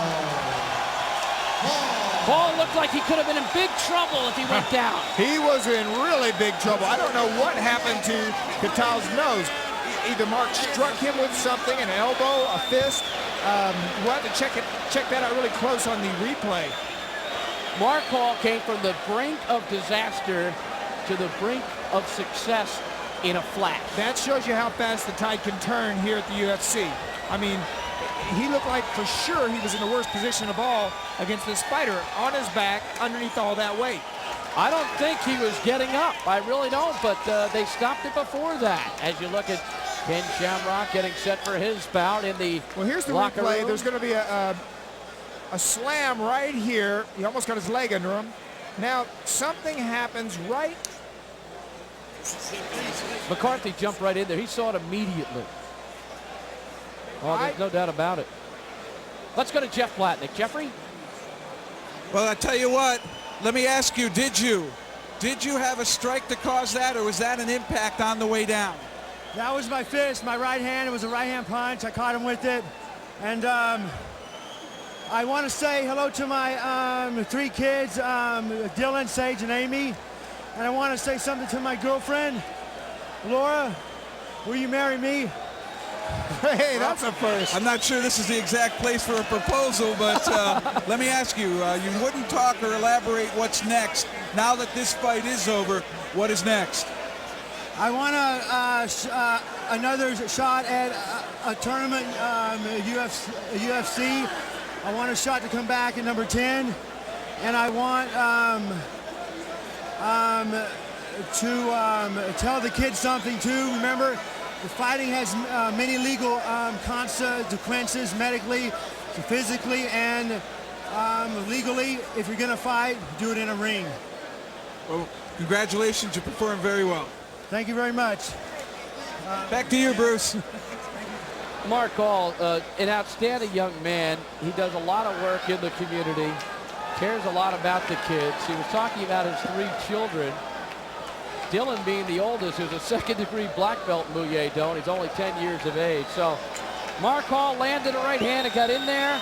Koji Kitao broke his nose, and Hall wins. It looked like he was headed for a loss, but in dramatic fashion, anything goes in the UFC. And I've never heard someone in UFC history propose on the air. No, you kept asking him what's he going to do, and I guess maybe he's going to get married. What a night, a victory over Kitao, and perhaps an acceptance of an engagement offer. Well, see some of the fan support there, Bruce. Our next bout of the evening, and it is a heck of a matchup. Don Frye, who won UFC number 8, taking on Betetti, another of the greats from Rio de Janeiro, and a late replacement for Marco Ruas. Here's the tale of the tape. Frye is 3 years older. Frye is 4 inches taller. Frye has a 25-pound advantage, and it is America against Brazil. Classic matchup. Both are grapplers. And the Predator, Don Frye, will be the first to make his way to the octagon. No, it's Betetti from Rio de Janeiro. First UFC, the reigning international jiu-jitsu champion. Trained by Osvaldo Alves. His interpreter and co-manager, Sergio Montero. Co-manager is Tom Huggins. He is from the Carlson Gracie School. He used to be his trainer. He fights and represents the Carlson Gracie Academy. His discipline, Brazilian Jiu-Jitsu. Well, without a doubt, he's the classic jiu-jitsu artist, but he is more aggressive than the other Brazilian fighters, is what they came right out and said. Said he will strike with his hands and with his elbows. Obviously, he's going to be great on the ground. A closer look right now at Betetti. I am Betetti, jiu-jitsu fighter of the world. I'm here to win. There's a good look at Betetti. More aggressive, he says, than some of the other Brazilians. Likes to punch, throw elbows, got a lot of ground technique. He is from Rio de Janeiro. And his opponent was simply awesome in his first appearance in the UFC. He ran the table in UFC 8. He's managed by the Beast Dan Severn, trained by Russ Harris and Steve Owen. His strength and conditioning coach is Becky Levy, the silver medalist in the World Games at the 1987 Women's Olympic Weightlifting Division. His name, the Predator, Don Frye. He wrestled at Arizona State, Oklahoma State, a former firefighter. Don Frye considers himself a grappler, a wrestler, but you know, he's a former pro boxer and he knocked out several guys at the last UFC. He is a competitive wrestler, he's good at takedowns, and he will strike on the ground. In fact, he won 2 of his bouts that way. Don the Predator Frye from Sierra Vista, Arizona. I'm Don Frye, the returning Ultimate Fighting Champion. I'm returning tonight to retain my title. There can be only one. He sees himself as a combination of Marco Ruas and Oleg Tiktarov, and there's his opponent. Very calm and comfortable at the interviews we had with him yesterday, Betetti. Let's go to the G-Man, Rich Goins, for the formal introductions. Ladies and gentlemen, please welcome the competitors for our 5th bout of the evening. A 27-year-old fighter, he holds a 2nd-degree black belt in the art of Brazilian Jiu-Jitsu with black belts in Judo and Muay Thai. 5'9", 185 pounds, Brazilian and reigning international Jiu-Jitsu champion, with a record of 150-1. From Rio de Janeiro, Brazil, Betetti.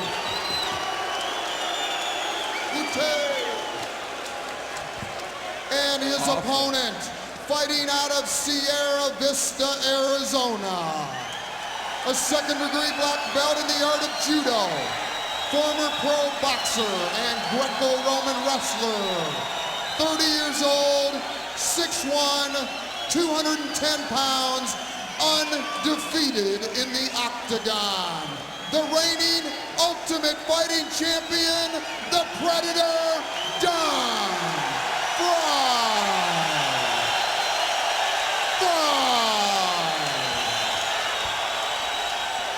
Call him Magnum UFC. Okay, Bruce, I love this matchup. We have an expert ground attack specialist in Betetti. Frye, a great grappler, so how is Betetti going to get him on the ground? And if he does, it's probably going to be, I think, with Betetti on his back. On the feet, Betetti says he can punch. We already know Frye can. Here we go, baby. Are you ready? Well, I see. Let's get it on! The ground attack would probably be Betetti. Oh, they lock up pretty good. Well, he's definitely more aggressive than the other Brazilians we've seen. He said he would be. Elbow by Frye. Betetti hangs in there. Betetti has him up against the back of the octagon. Open hand, let's go! Look at this grapple on their feet. A knee by Frye. Boy, this is a lot of energy right here by both these guys. Who's going to go down, when, and who will be on top when they do go down? Betetti wants to get down. Frye doing a great job of staying up on the feet. He'll let Betetti push him right into that fence and use the fence to keep himself upright. And you're not going to take down a wrestler with a double leg from that distance. No. Frye's got the wrestling experience. Go, open hand! Betetti and Frye locked up against the fence. Trying to move the battle away from it now. Frye lands the right hand. Uppercut by Frye. And there's not a lot of technique when they're inside like this. It's a little too close, but you know, he could be using knees right now. He could be taking out this Brazilian with a knee. Classic wizard position. Frye doing a good job, but he keeps giving up underhooks. I'm telling you, where he's at right now, that body is wide open. Some good punches by Frye. He's stunned. Betetti is stunned. Frye might be the best puncher we've seen in this competition. He had him stunned, but that only lasts about a second and a half. He's going to recuperate fast here. Elbows, I think. There you go. Here it's classic grappling, but he doesn't want to fall into the guard. Otherwise, we're going to have one of these slowdowns, and that's going to let Betetti. I don't think Frye is going to slow down. I think he'll punch from this position. Well, we'll find out how good Betetti is in the guard now. Will Frye have room to go ahead and strike? The crowd chanting USA as Frye tries to unload a punch. A kick by Betetti from the ground. Betetti continues to move, continue to look for a better position as they get back to their feet. Open up! Hey, I'll tell you, both these guys have spent some energy. The knee to the body is so wide open here. If he threw one, that would be it. Betetti got landed with a right from Frye. Another right by Frye. These are trading. Betetti's in trouble. Oh, there's a knee. Another one. He's wide open for the knees. Betetti is wide open for the knees. He could be going to the groin, to the leg, to the body. He's wide open. Boy, Frye is just dominating. He has just pummeled him. Let's go, come on. Betetti is very bloody. Frye doesn't want to get down there wrapped up in a guard. A knee to the face by Frye. He should be using those knees and even the elbows from this position. Not the hands, the elbows. The Brazilians are great at relaxing. It's hard to choke them just by smothering. I wouldn't go for a choke. You can beat this guy with a strike. Here it comes. There it is. Oh my gosh. That's all he needs, another one. McCarthy is close by. Frye continues to pummel with elbows. Believe me, those little punches by Betetti are not having the same kind of effect as that forearm coming down. Way to work. Doing good. He's in the guard now. He's got to be careful. This is a tremendous battle. And I don't mean to discredit Frye. It's just that that's the strength of the Brazilian, is right here. This is where the Brazilian is most dangerous. Frye, I'm sure, has trained in this Yes, position. but those elbows, I mean... He's taking some punishment. Without a doubt, Frye is in control here. A lot of time to go, too. How much punishment can Betetti absorb? Big John McCarthy is out there. He's right on top of it, and you can see that it takes a lot of energy to hold on to Frye like this. And those elbows just coming down on his head. All he needs to do is get about 4 inches away and come down with an elbow to do damage. You can't do that with a punch, but you can do it with an elbow. Well, action has slowed once they get to this guard position. It's much more difficult to have any real effective strikes unless you can mount, and I doubt Frye is going to be able to pass the guard. Still 7+ minutes left in regulation. And it looked for a while there that this is how you get somebody to let go. He's going to let go. He's not going to be able to continually take these body shots in the same spot. There he goes. You see, he's letting go of Frye. Frye spends a lot of energy here, staying up on the toes, driving forward. He was doing so well on his feet. You got to question this tactic. Maybe he can't get out of it. Yeah, I don't think he wants to be here. I think he's here because this is where they've ended up. If he'd stayed on his feet another 10 seconds, he probably would have knocked Betetti out. It seemed that Betetti was in dire trouble there. Yeah, he was reeling and rocking. But this allows him to regain his poise. There goes the mouthpiece. Let's go, work it. Not sure you can call this rest, but certainly the level of activity has dropped off substantially. But they're still working hard. Frye still hammering away at the body. Now, I saw some open hand strikes there by Frye. He may have hurt his hand. Get it off, get it off, get it off, get it off. And a restart called by John McCarthy. Well, it could be a good break for Frye in the fact that on their feet, he's superior. He's cut. They're going to check the cut. Betetti's cut pretty good. He didn't even know which way was his corner there. No, he's pretty much going in and out of it at this point. This has by far been the biggest, fastest pace we have had. We've had more action in these few minutes than many fights have through their duration once the guard's employed. These guys are great. This has been a tremendous battle so far. Evenly matched, about the same size. One's favored on the ground, the other's a little bit better striker on the feet. So far, Frye, with that grappling defense, really helped keep Betetti off. Absolutely. Just basic wrestling experience. Betetti is a warrior. Corner now, let's go. You ready? You ready? How much let's does get it going. Betetti have left? Because Frye looks much fresher. 6 minutes to go in regulation. Frye's back on top. Frye looks much fresher. He might be able to pass, but see, if he leaves his arms behind here, this is where it gets dangerous. Big elbow by back Frye. of the head. And Betetti didn't like that. He got right out of that.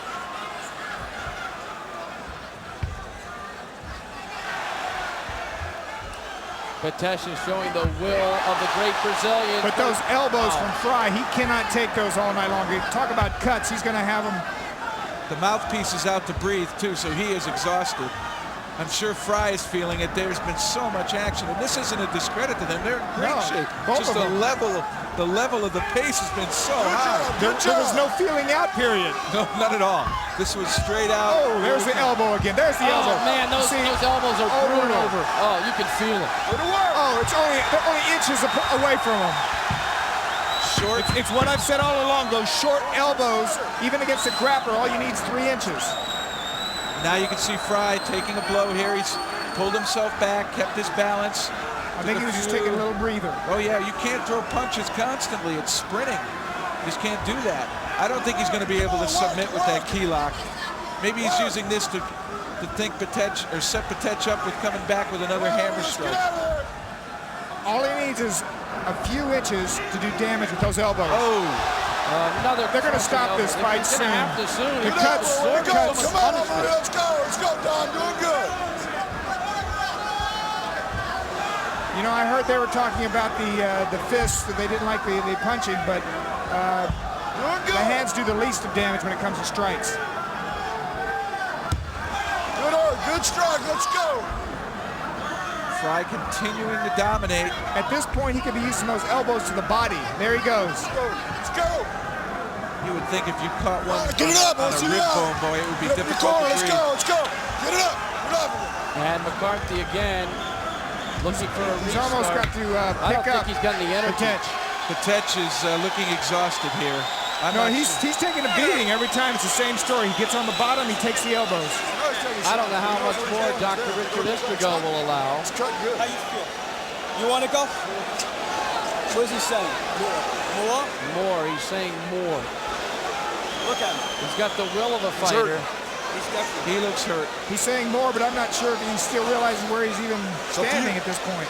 I think his heart is look at him. He's but leaning forward even in that stance there. He's holding on to the doctors. He's very, very fatigued.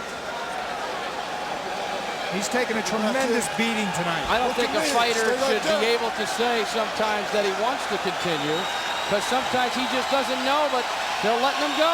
I think the doctor said if he's down and takes any more, he's going to stop it. That was his parting words to McCarthy. He looked at him and said if he's down, he wants him out. See, he can't even take a good take. Knees to the top of the head. Again. And you see the disadvantage of wearing pads. They can be grabbed.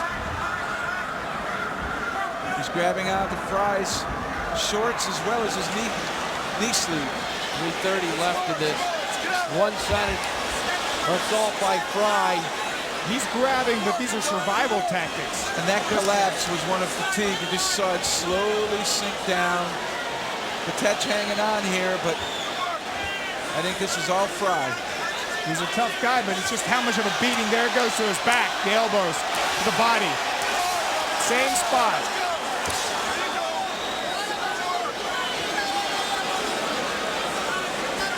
3 minutes out. He's going for a knee. He's going for a knee again. And there's nothing Betetti can do to stop that knee. Now that knee is just finding the head every time. There's nothing he can do. This domination by Frye here is total domination. Total. On the feet, on the ground, strikes. I think that should do it. I think that's it. That should do it. Good job, Doc. That's it. That's it. That's it.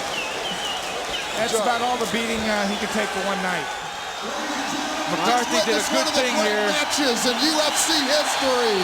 The winner from Sierra Vista, Arizona, Don Frye. What a war this one was. 9:30 of punishment. That Betetti was a tough guy. Oh, what a heart he's got. He just didn't have enough to stop Don Frye. Tremendous medal by Betetti. Tremendous offensive showing by Frye.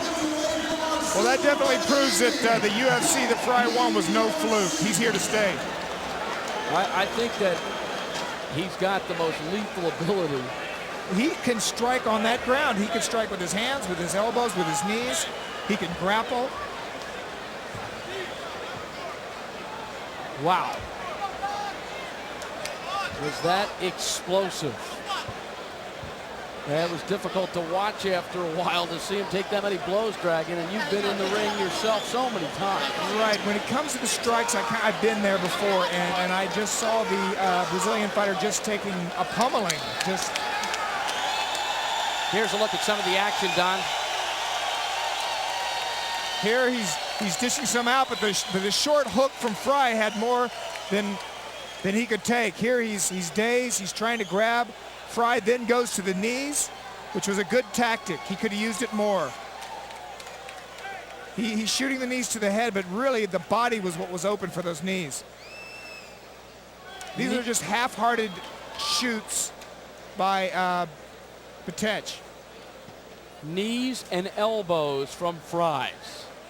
From the first minute to the last, Frye was in control. There's the elbows to the body.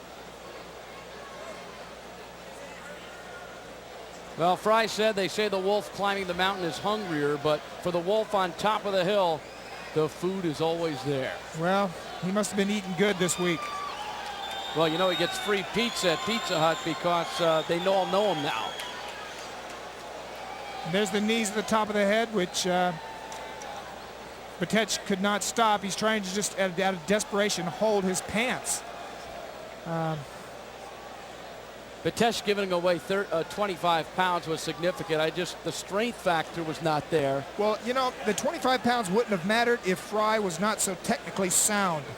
You know, the size has proven not to be the only factor, but if you've got size, strength, and technique. Let's go to Jeff Platnick. Well, Don, great fight. Every time we see you, we become more impressed. Did that fight go the way you wanted? What was your strategy going in? No, actually it took me a lot longer than I figured. I think my ego got in the way, and I underestimated my opponent, which can lead to a bad situation for anybody, and it wasn't a good situation for myself. Well, I would think you totally dominated every phase of that fight. Thank you. We figured it'd probably go about 30 to 60 seconds. Obviously, he's a lot better competitor than what we gave him credit for. Are you someone that feels comfortable in that guard position? Oh yes, I have no problem with being in the guard. I'm real comfortable in that. Actually, it's a rest for myself. Well, your striking ability has continued to impress us. What do you want from the UFC now? Who are you looking for? What is it that you have as a goal in the future? I'd like to fight one of the Gracies. I'd like the honor to fight one of the Gracies. And I think they have a tremendous style, but I believe that my style is better. Thanks to Russ Harris, my personal trainer here, Becky Levi, my strength and conditioning coach, Steve Owens, who is the best armbar man around in the world, and my large brother Craig there, who, when I was growing up, he used to beat me like a redheaded stepchild and taught me how to take a punch. Well, right now, I think we can honestly say you're one of the most complete fighters we've seen. Striking, grappling, you seem to have it all. Thank you, I appreciate it. I love being here in Detroit. I think it's a fantastic town. You know, I'm at heart a union man, and I think it's spectacular to be here. The warmth and love and the energy I feel from these people is fantastic. You're a class act down. Congratulations. Good luck in the future. Back to you, Bruce. Okay, thank you very much, Jeff. Well, we still got the super fight to come. Shamrock and Severn. It's the rematch, and it's just ahead. So the buildup continues to Severn and Shamrock. Now let's take a look at the man they call the Beast. UFC 5 Kingpin, Ultimate Champion Dan Severn, who looks to avenge his loss to Shamrock in the UFC 6 super fight.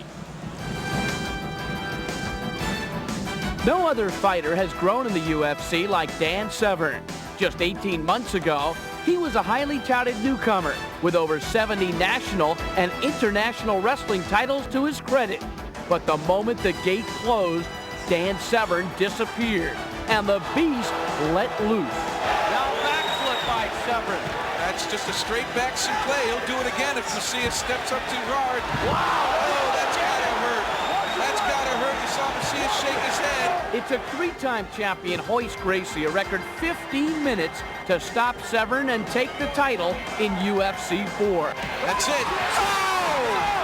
He choked him out. He choked him out. 4 months later at UFC 5, Dan was back, crushing the competition with a devastating arsenal of classic grappling techniques. Joe Charles was the first to fall, then Oleg Tiktarov, then David Beneteau. No question that night belonged to Severn and earned him a super fight title shot with Ken Shamrock. The UFC 6 super fight, however, was a different story. The Rock frustrated the Beast, forcing a mistake and sending Severn back to the drawing board. Fast forward to Denver and the ultimate, the toughest field the Octagon had ever seen. Abbott, Jenna, Taktarov, Huas, and Severn.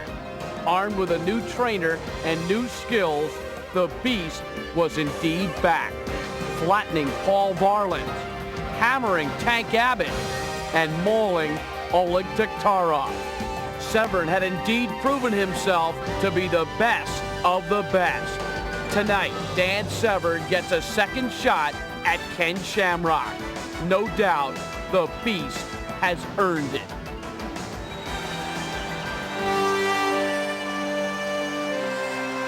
He is from Coldwater, Michigan. Let's listen to the reception.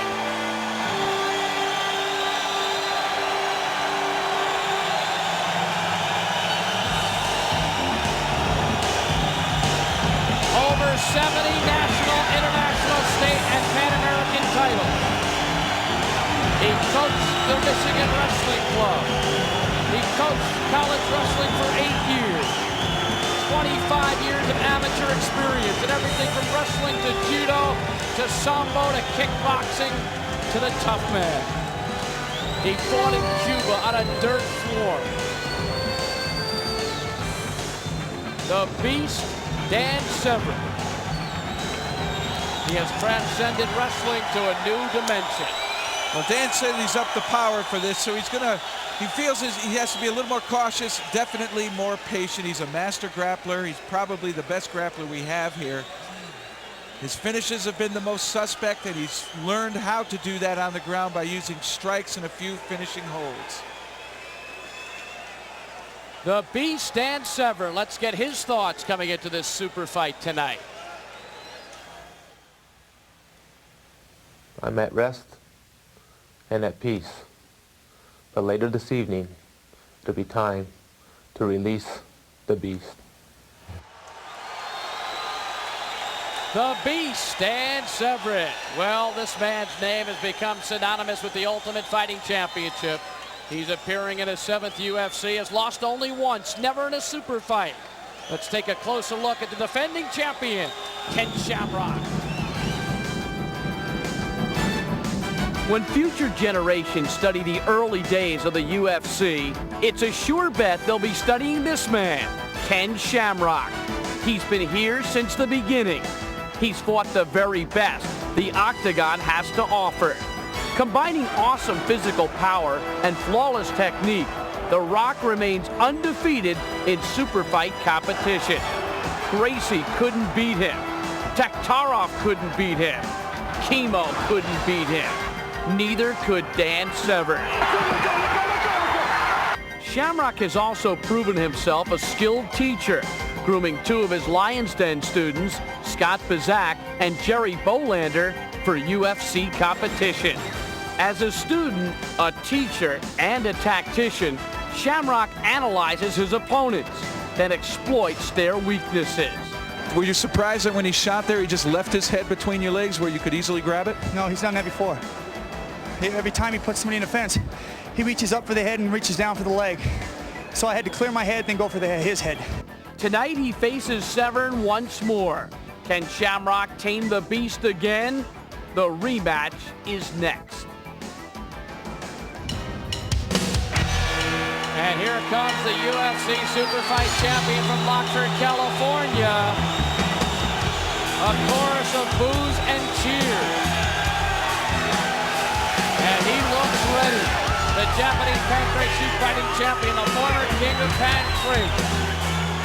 13-2 in Pancrase Association fights. 10-1 in Fujiwara Gama fights. Ken Shamrock has been with the UFC since the beginning, but even before that, he was a shoot fighter. He is a master at submissions. He can stand and fight. He's a heavy hitter on the ground, and he's well conditioned. He's managed by Bob Shamrock, trained by Masa Funaki. Here's Kenny. I'm here in Detroit, Michigan to defend my World Super Fight title, and I will defend it. I'd like to say hi to my sons, Ryan, Connor, and Sean. I love you guys. I'll see you back home. He's lost only once to Royce Gracie. He drew a Taktarov and Gracie. The scene is set. Here's the G-Man, Rich Goins. Ladies and gentlemen, SEG Sports Corporation presenting UFC 9 and the bout you've been waiting for, the Clash of the Titans.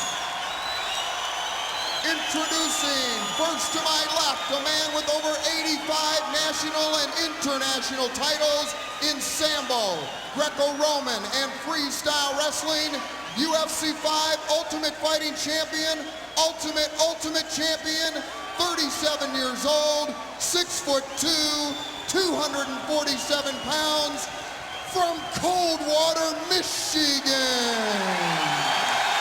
The Beast is back. Ladies and gentlemen, Dan Severn.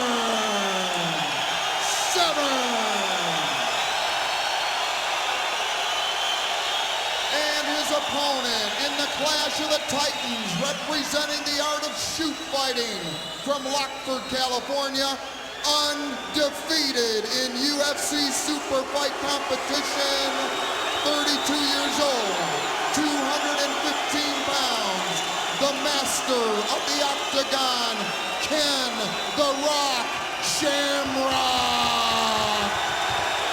Shamrock.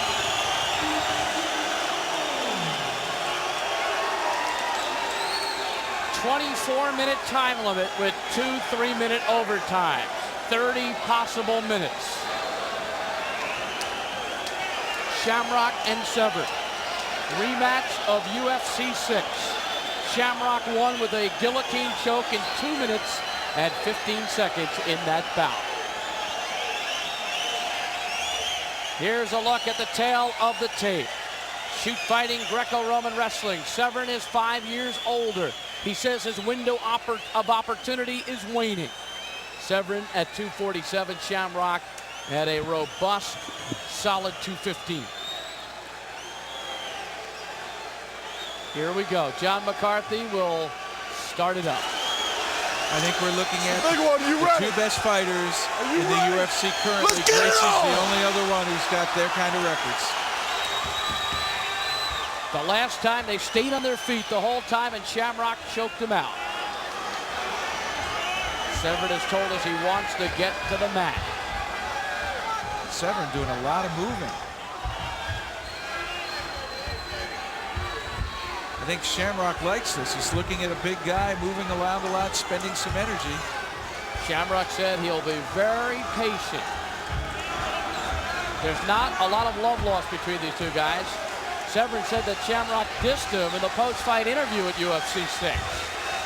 I think they both have a lot of class. What was said after a bout, I didn't quite really believe that Severn, dislikes Shamrock. I think he was more disappointed with his performance.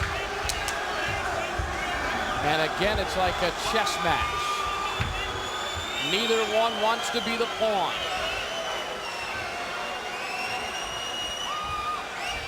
Both want to be the king of the super fight. I don't know what Dan's doing unless he's just trying to draw Ken out to shoot for him. Because just moving around the ring without throwing strikes at all, I mean, he's not opening anything up.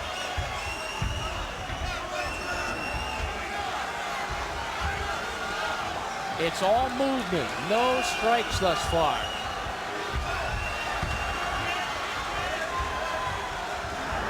Like some form of kata. Well, neither of the fighters can kick because they've got the shoes on.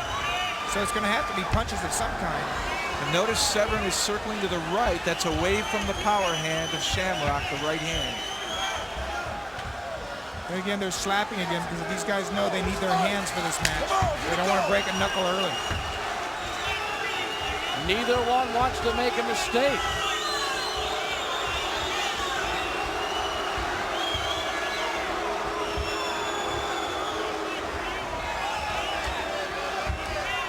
And coming off a ferocious last bout, which was filled with punches, this would have started very uneventfully.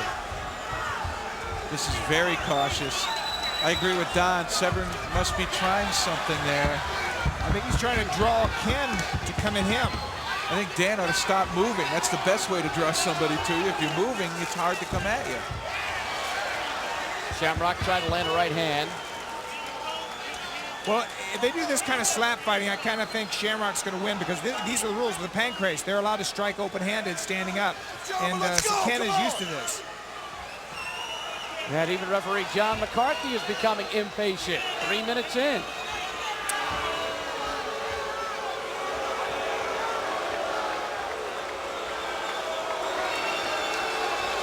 Fans don't know what to do. These are the 2 best fighters maybe right now in the UFC. And neither one willing to take a shot. Those are the first steps forward that Ken's really taken. Severn's been mainly circling, not really moving forward, but circling, and every now and then just kind of feigning in and out. Dragon, can Severn fatigue himself? Yeah, this takes more energy. Obviously, it takes more energy to cover all the distance than he's going right now, because all Ken is doing is turning, pivoting, whereas Severn is using probably 3 times the energy to be dancing around like that. Severn must really believe in his shape at this point.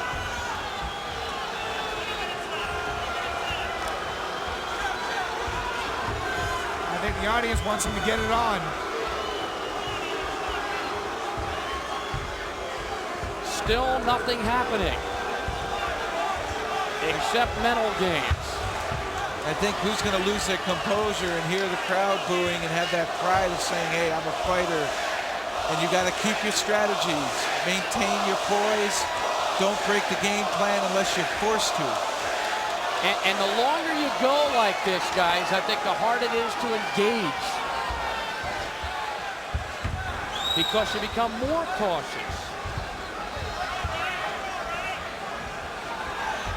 It's a very long fight as far as time is concerned. 30 minutes if you include the 2 overtimes. Right. That's like a 10-round fight in boxing. You can't dance for 10 rounds. And it's continuous. You don't get the minute breaks. Right. Very good point.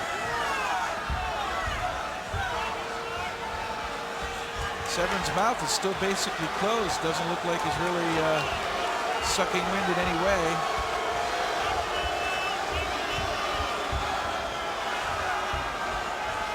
Neither fighter wants to come out of his game plan, whatever that is. Maybe it's to make the other guy shoot.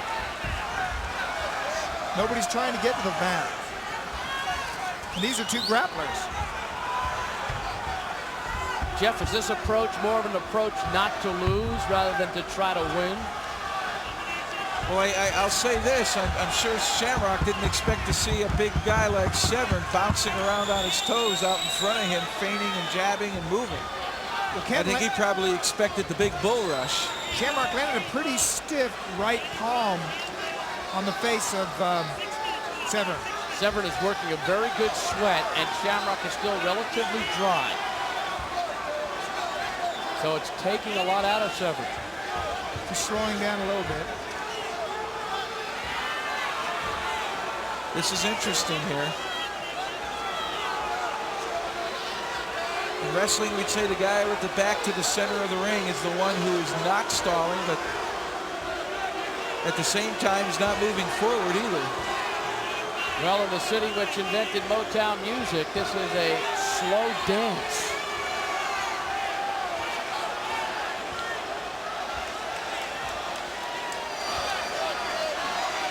And still, Dan Severn and Ken Shamrock circle the octagon. Shamrock lands a punch. I think he might have caught a finger in the eye, too. Severn didn't like it. We have never seen a fight this long without some type of engagement.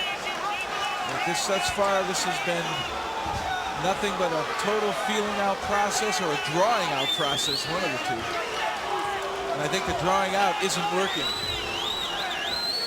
But that's all part of the game. When it begins, it will begin. Perhaps in a flurry. Or then they might stalemate with their hands. Well, I really think what they're doing is not the strength of either combatant. Shamrock may have some boxing talent, may feel he's a better puncher, but he is not the awesome striker that we've seen from some of these people, particularly like a Don Frye. And Severn certainly isn't known for his striking skills. He's competent, but he's definitely not his strength. We've got 2 master grapplers slap fighting. It's basically what I'm looking at. Masa Fadaki is in Shamrock's corner, the king of Pancrase. Richard Hamilton and Todd Prince, the trainers for Severn. And what must be going through their minds right now? There's a setting up process here. And that was a decent counter by Severn. He caught Shamrock underneath the left eye. And there's a mark there. There's a good welt there, so Severn scored. Might just be a cut, too, a small fingernail type cut. They don't have fingernails, but he might have just, you know, there's a look at the skin. The king of Could have been the glove also. He was, Dan has the gloves on. Right. The open finger glove.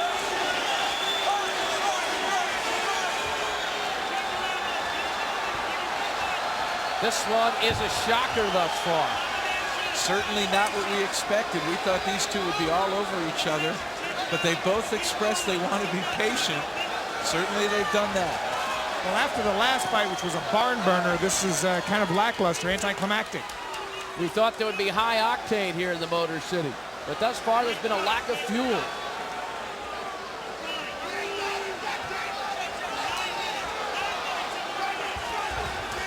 Shamrock now starting to come out a little bit. He's getting a little more aggressive with his hands. You can almost saying, come on, come on. You can almost see him mouthing those words. 9 minutes in, and still no clutching and grabbing. A few punches thrown by Severn, a few more by Shamrock. Blood flowing from the left cheekbone area of Shamrock. Might have been that glove, might have been the shot that Dan threw at him.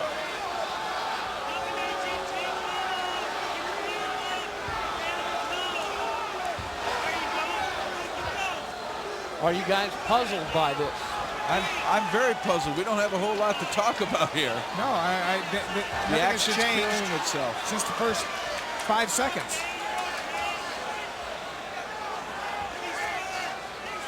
There's no sense of urgency with still 14 minutes left in regulation. I'm surprised John McCarthy's not really all over these guys, because if this was a boxing match, the referee would be stopping, talking, doing everything to get the fighters to lock up.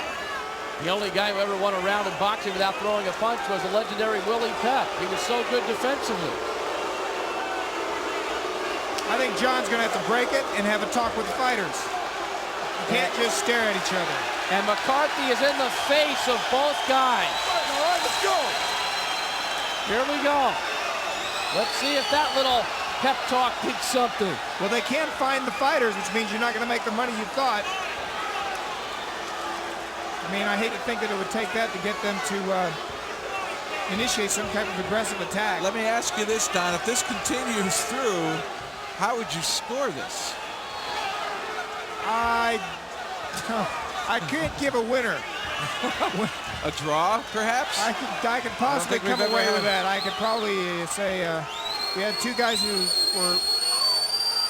Well, we've had draws without the judges in super fights, but can we have a draw with the judges? No, we can't. They have to vote one way or another, and we've got 3 judges, and my accounting background tells me that's impossible. What happens if all 3 say draw? I don't think they're encouraged to, but it's possible. I'll tell you, these are 2 of the greatest fighters in the world, but they're not fighting. Well, I say let's give them a chance. They've entertained us before. Maybe something's in the works here.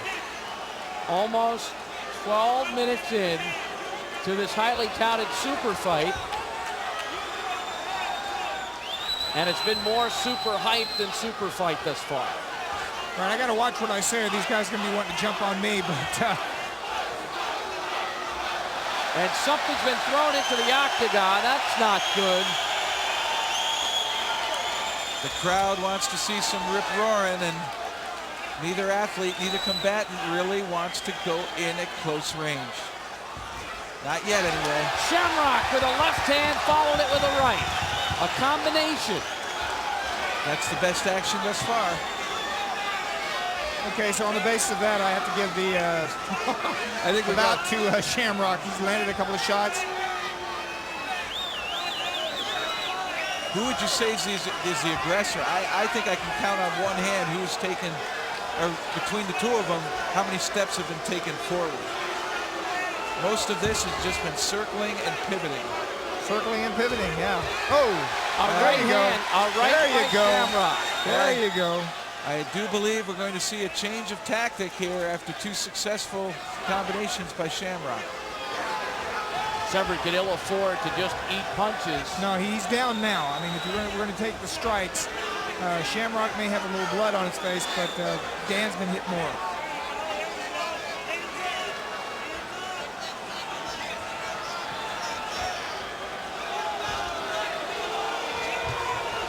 "13 minutes in.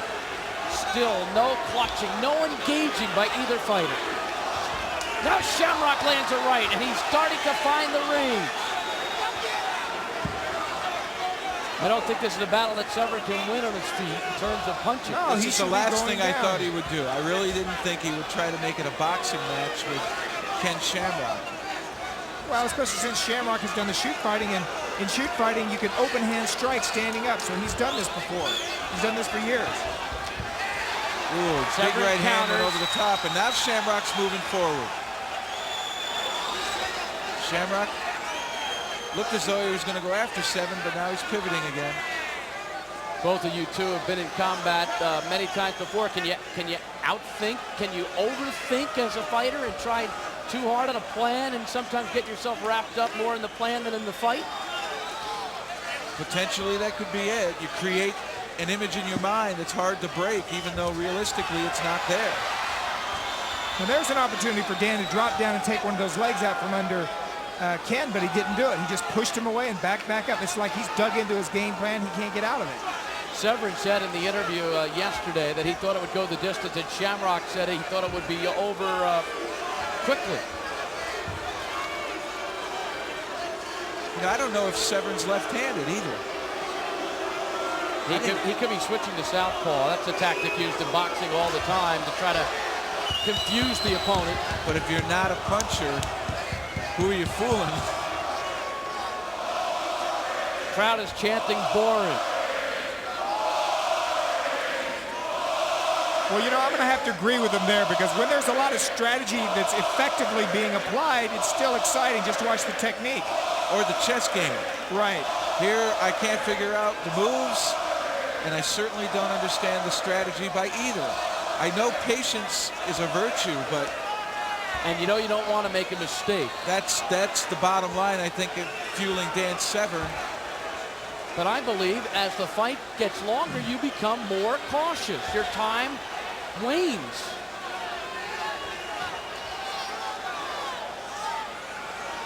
.8:30 on the clock in regulation. I mean, if you remember, the addition of judges is a recent thing for the UFC, and so they can't just be sitting back expecting the judges to decide this. I mean, that's...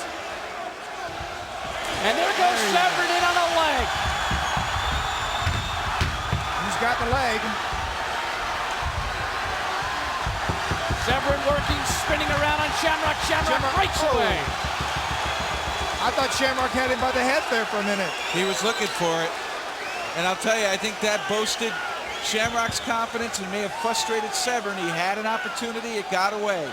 Let me ask you this, Jeff. Do you remember when crowds would scream when they were on their feet punching and be quiet when they were on the ground? Now they're starting to appreciate the ground fighting. Oh, without a doubt. They're beginning to understand it more. This telecast helps educate people in terms of fighting skills. Absolutely. They see the value of the ground fighting now. When they hit that ground, this crowd came alive. So it was Severn who went in on the leg of Shamrock. Nothing came out of it. Well, Severn's plan worked. He had the opportunity, but he lost it. Credit Shamrock with good defense, and again, give Severn credit for his aggressiveness. He did take that risk. I said this was too close to call prior to the fight. I think Shamrock might have had the better strikes thus far. There's only been one ground attack, and that was Severn's. So it's so difficult. And the crowd is starting to chant, "Let's go Red Wings." Well, you can see where their heart is after last night's overtime victory. There goes Severn There he goes. again. He went for the leg. He's got the leg. He's got the leg. Severn in on that left ankle. Severn's in trouble. Shamrock grabbed the knee. Severn's in trouble. Let's see what he's got for a guard here. He turned the wrong way coming out the back door. He should have followed the leg. I thought he had it there for a minute, Jeff. He turned the wrong way, and they allowed Shamrock to scoot to the side. Is that Shamrock in the mount now, Jeff? Shamrock is in the mount right now, legs outside. Severn hanging on, and Kenny will go ahead and start to try to get some strikes into Severn's head. A little bit of an elbow, a little bit of a blow with the open hand to the head.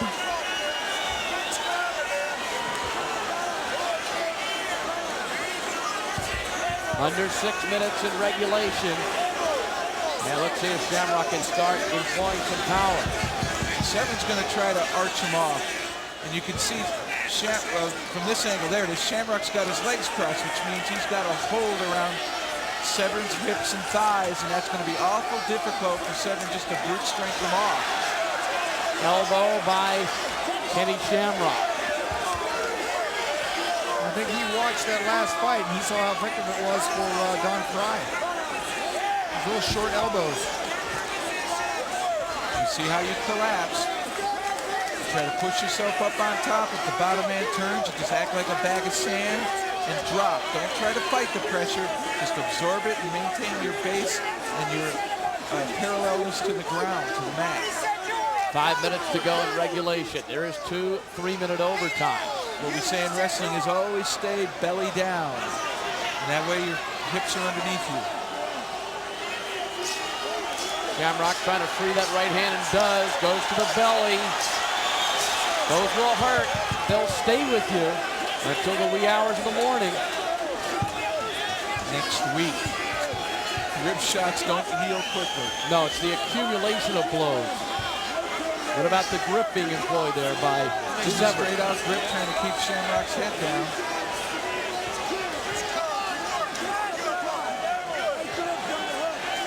Shamrock will be very tough there. I don't see Dan getting him off in this position here. I don't think. I think he's too experienced. I think the best tactic for Severn might be to try to hope for a stalemate or a non-activity period and get a restart. So clearly, you know, if Dan was thinking he could get in this position, he's better off doing it with 4 minutes left in regulation than 18 minutes in regulation. Because he'll get a restart at the end of regulation time. Severn on the bottom wearing the gloves. Shamrock on top.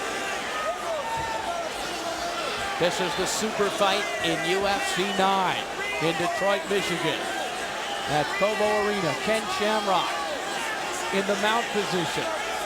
Dan Severn trying to work from the ground, from his back. Now arching the back. And Shamrock is going to bring that leg forward and sit back. That one connected on the side of Severn's head, the left ear area, that elbow by Shamrock. That's a good way to break your hand. Punching the head, he changed to an open palm strike. Another open palm strike by Shamrock.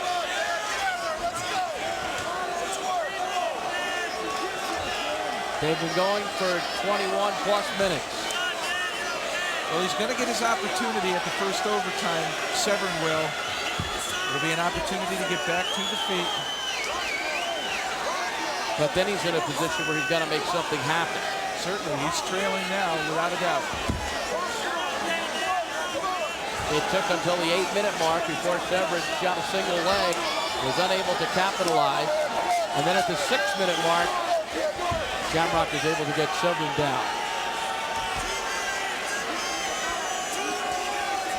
Shot to the body by Ken Shamrock, another.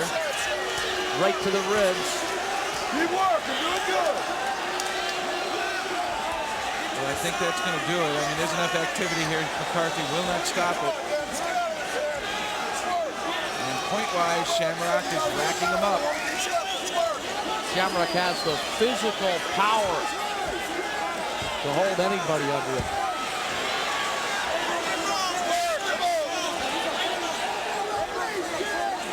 A minute 40 to go. Severn makes a quick move.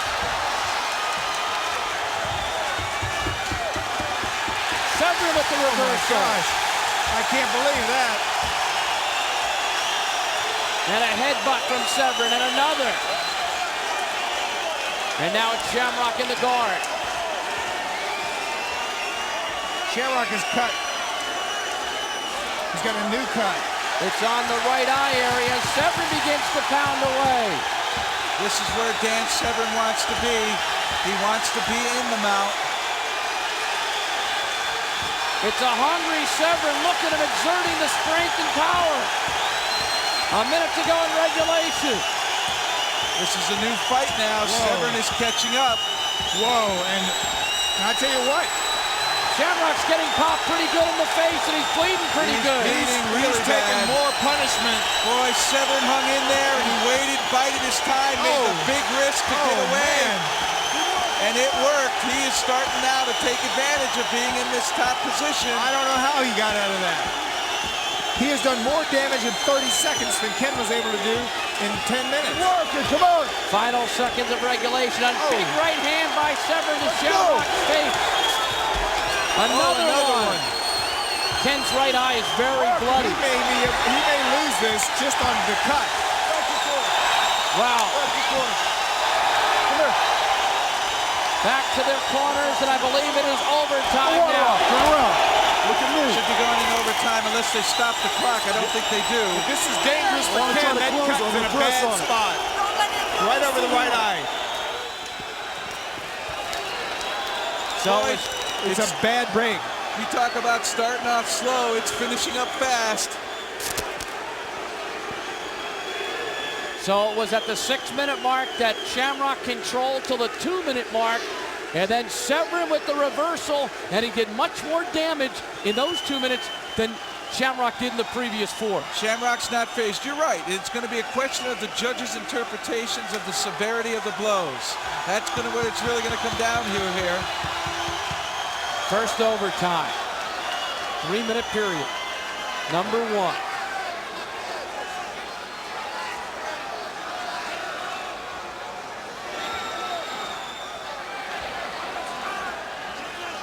Now who plays the cautious role? And who is in the better shape? Both of these warriors, excellent at their skills, physical specimens for their size and age. Heart is now going to be the determining factor. Heart and possibly that cut.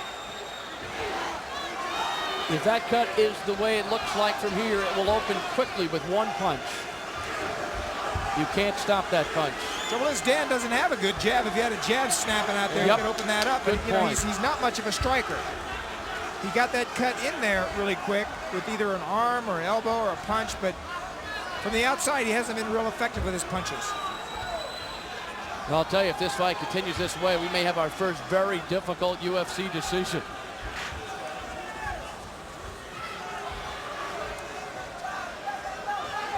Three judges, Luther Campbell, Steve Neclia, and Robert Ferguson. And they're back to the strategy again. Shamrock not moving forward, Severn circling and biding his time and picking a moment when he does want to come in. Shamrock the more successful on the feet before that flurry on the ground, which he was able to land a couple of combinations. Halfway through the first overtime. Shamrock in the red trunks, Severn in the black trunks. And they begin the circling on their feet again. This is overtime. We have 1 minute left in the first overtime. Not much has happened in this overtime. I don't know if there's been one punch thrown in this overtime. There's been hands up. I think both these athletes really spent a lot of energy in that last 2-3 minutes when Severn got on top. Shamrock looked over to his corner. The next signal from Funaki to tell him what to do or what he should be doing. He's moving a little bit more forward now. He's not just pivoting. He's actually taking a little bit of a step with that left foot. Now it's back to pivoting. Final 30 seconds of the first overtime. Surprised Severn hasn't tried to open up that cut with just even a jab. That's all he needs to do is slap it, just pop it with a jab. But they just don't want to take a chance, either fighter. Uppercut by Shamrock. That's what he tried. It didn't land though. This overtime coming to a close. This is a case where both fighters have so much respect for each other that they just don't want to take that chance.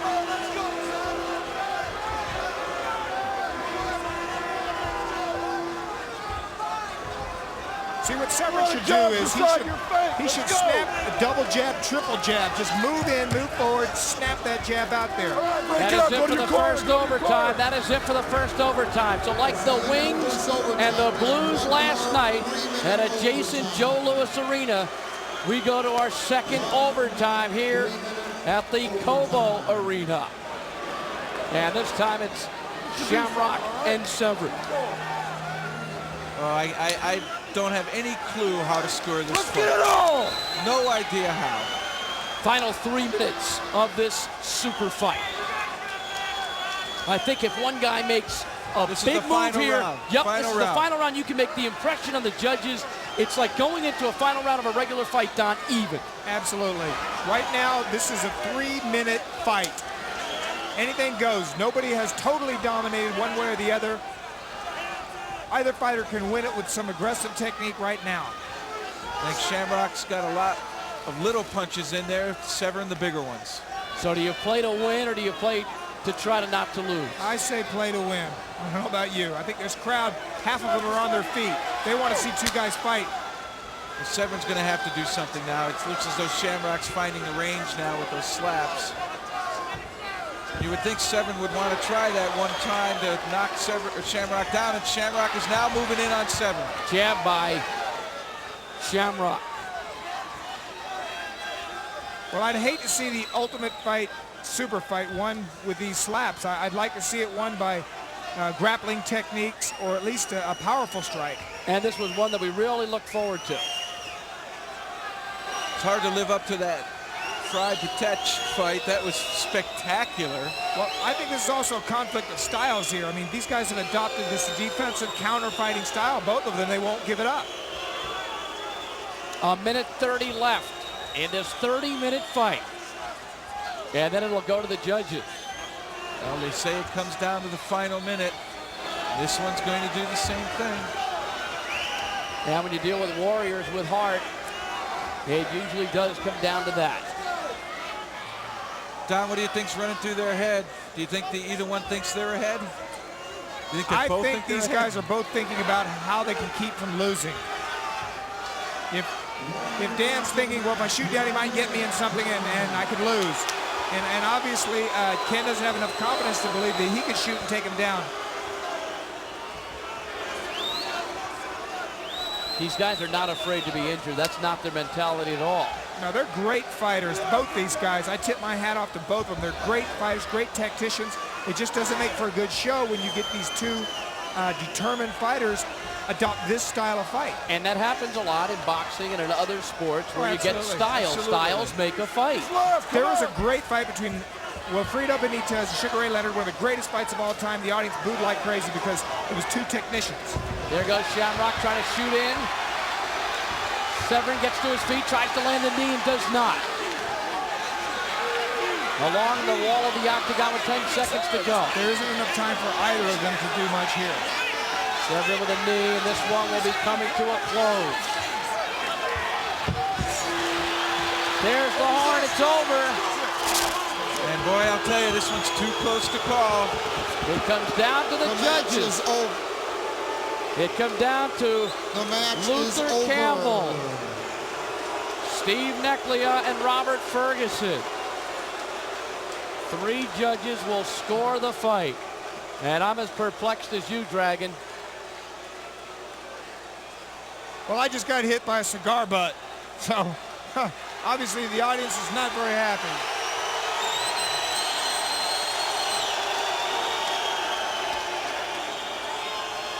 So we will wait for the decision from the G-Man, Rich Goins.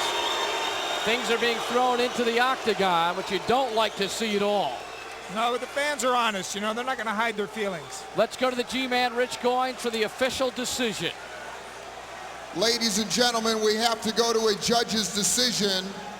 First of all, Judge Robert Ferguson scores the fight for Shamrock.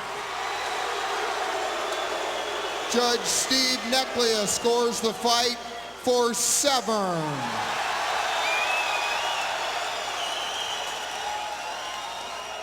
And finally, Judge Luther Campbell, Big Lou, scores the fight for Severn, the winner. Dan Severn wins Dan Severn. the super fight by decision.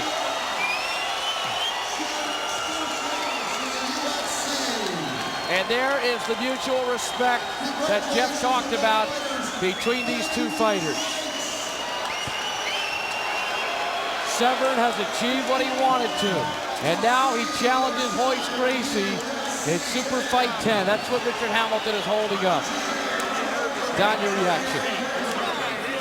Well, it was too hard to call. I wasn't really scoring it minute by minute, but I will say that Dan Severn did land some pretty solid shots there with that one flurry when he got the advantage.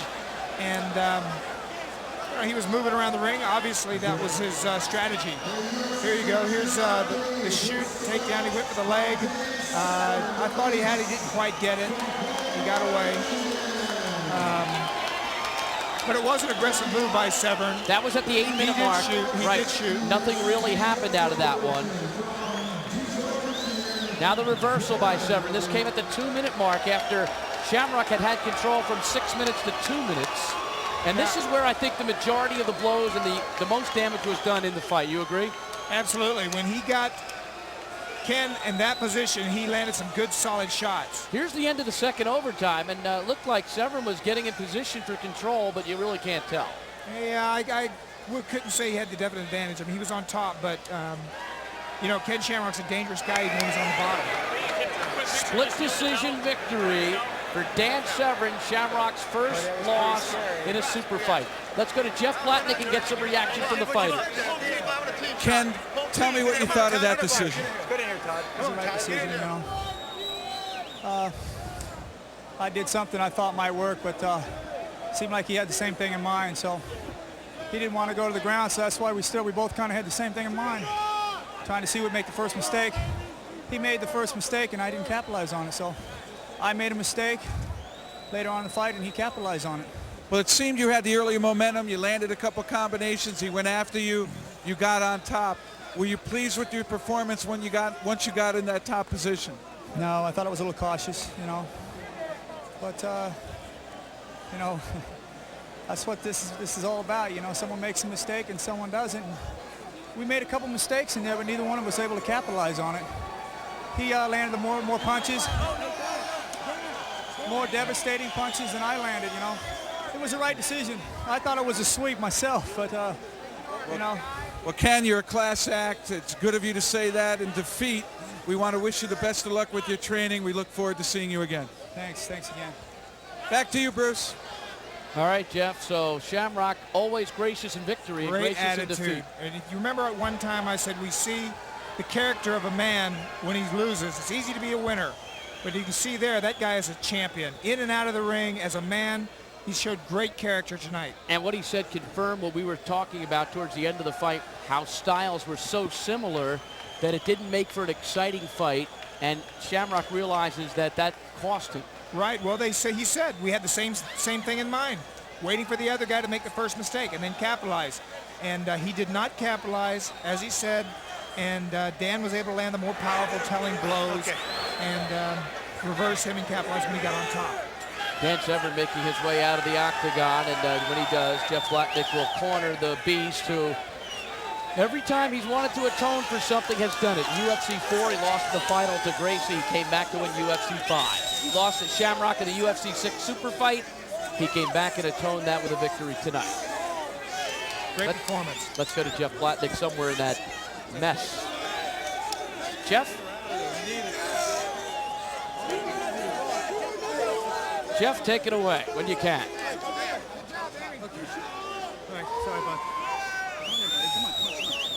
Okay, Dan, congratulations. Did you feel you were ahead when the overtimes ended? Well, I'll tell you, you asked me questions the day before. I really couldn't say anything. This was going to be a match of duration, is what I really figured on there. Ken's a very patient warrior out there. I could just sense he was waiting for me to shoot to go for that guillotine choke. I knew that surprised him. He come out the gloves, although I'm not that effective a striker out there, but I think it had a little bit of intimidating factor in the fact that I connected 3 times. Cut him on one side, cut him on the other side. I think that surprised him. Now the shot, now that's what was scary, because I shot towards the end. When we got towards the gate, I saw him starting to come under. I knew he was going for his patented under off that knee bar. I had to drop all the way real quick. Stop him. I thought he still might create the power off that fence. Just scramble. Thankfully, we were pretty sweaty. I'll tell you what, we've never seen you in the guard position before. You did pretty well there, but I think you took a huge chance. You sensed that it was slipping away, and you reversed it. I took a little punishment underneath there, Jeff. I was trying to keep my head as tight as possible, so I would not expose soft tissue area. I mean, I could use a cup of Severn right about now from a few shots that I had, but I figured I would try to lull him into a little bit of confidence on top there, which, I mean, really not at a confidence level, but he is so good on top. So I just thought, just hang in there. Sooner or later, either the match is going to end in regulation time or something. Well, Dan, congratulations, a well-earned victory. We look forward to seeing you again in the UFC. Back to you, Bruce. All right, thank you very much, Jeff Blatnick. So Severn, the man from Coldwater, prevails. I'm Bruce Beck saying good night from Como Arena in Detroit, Michigan. Severn wins the super fight over Shamrock in a split decision.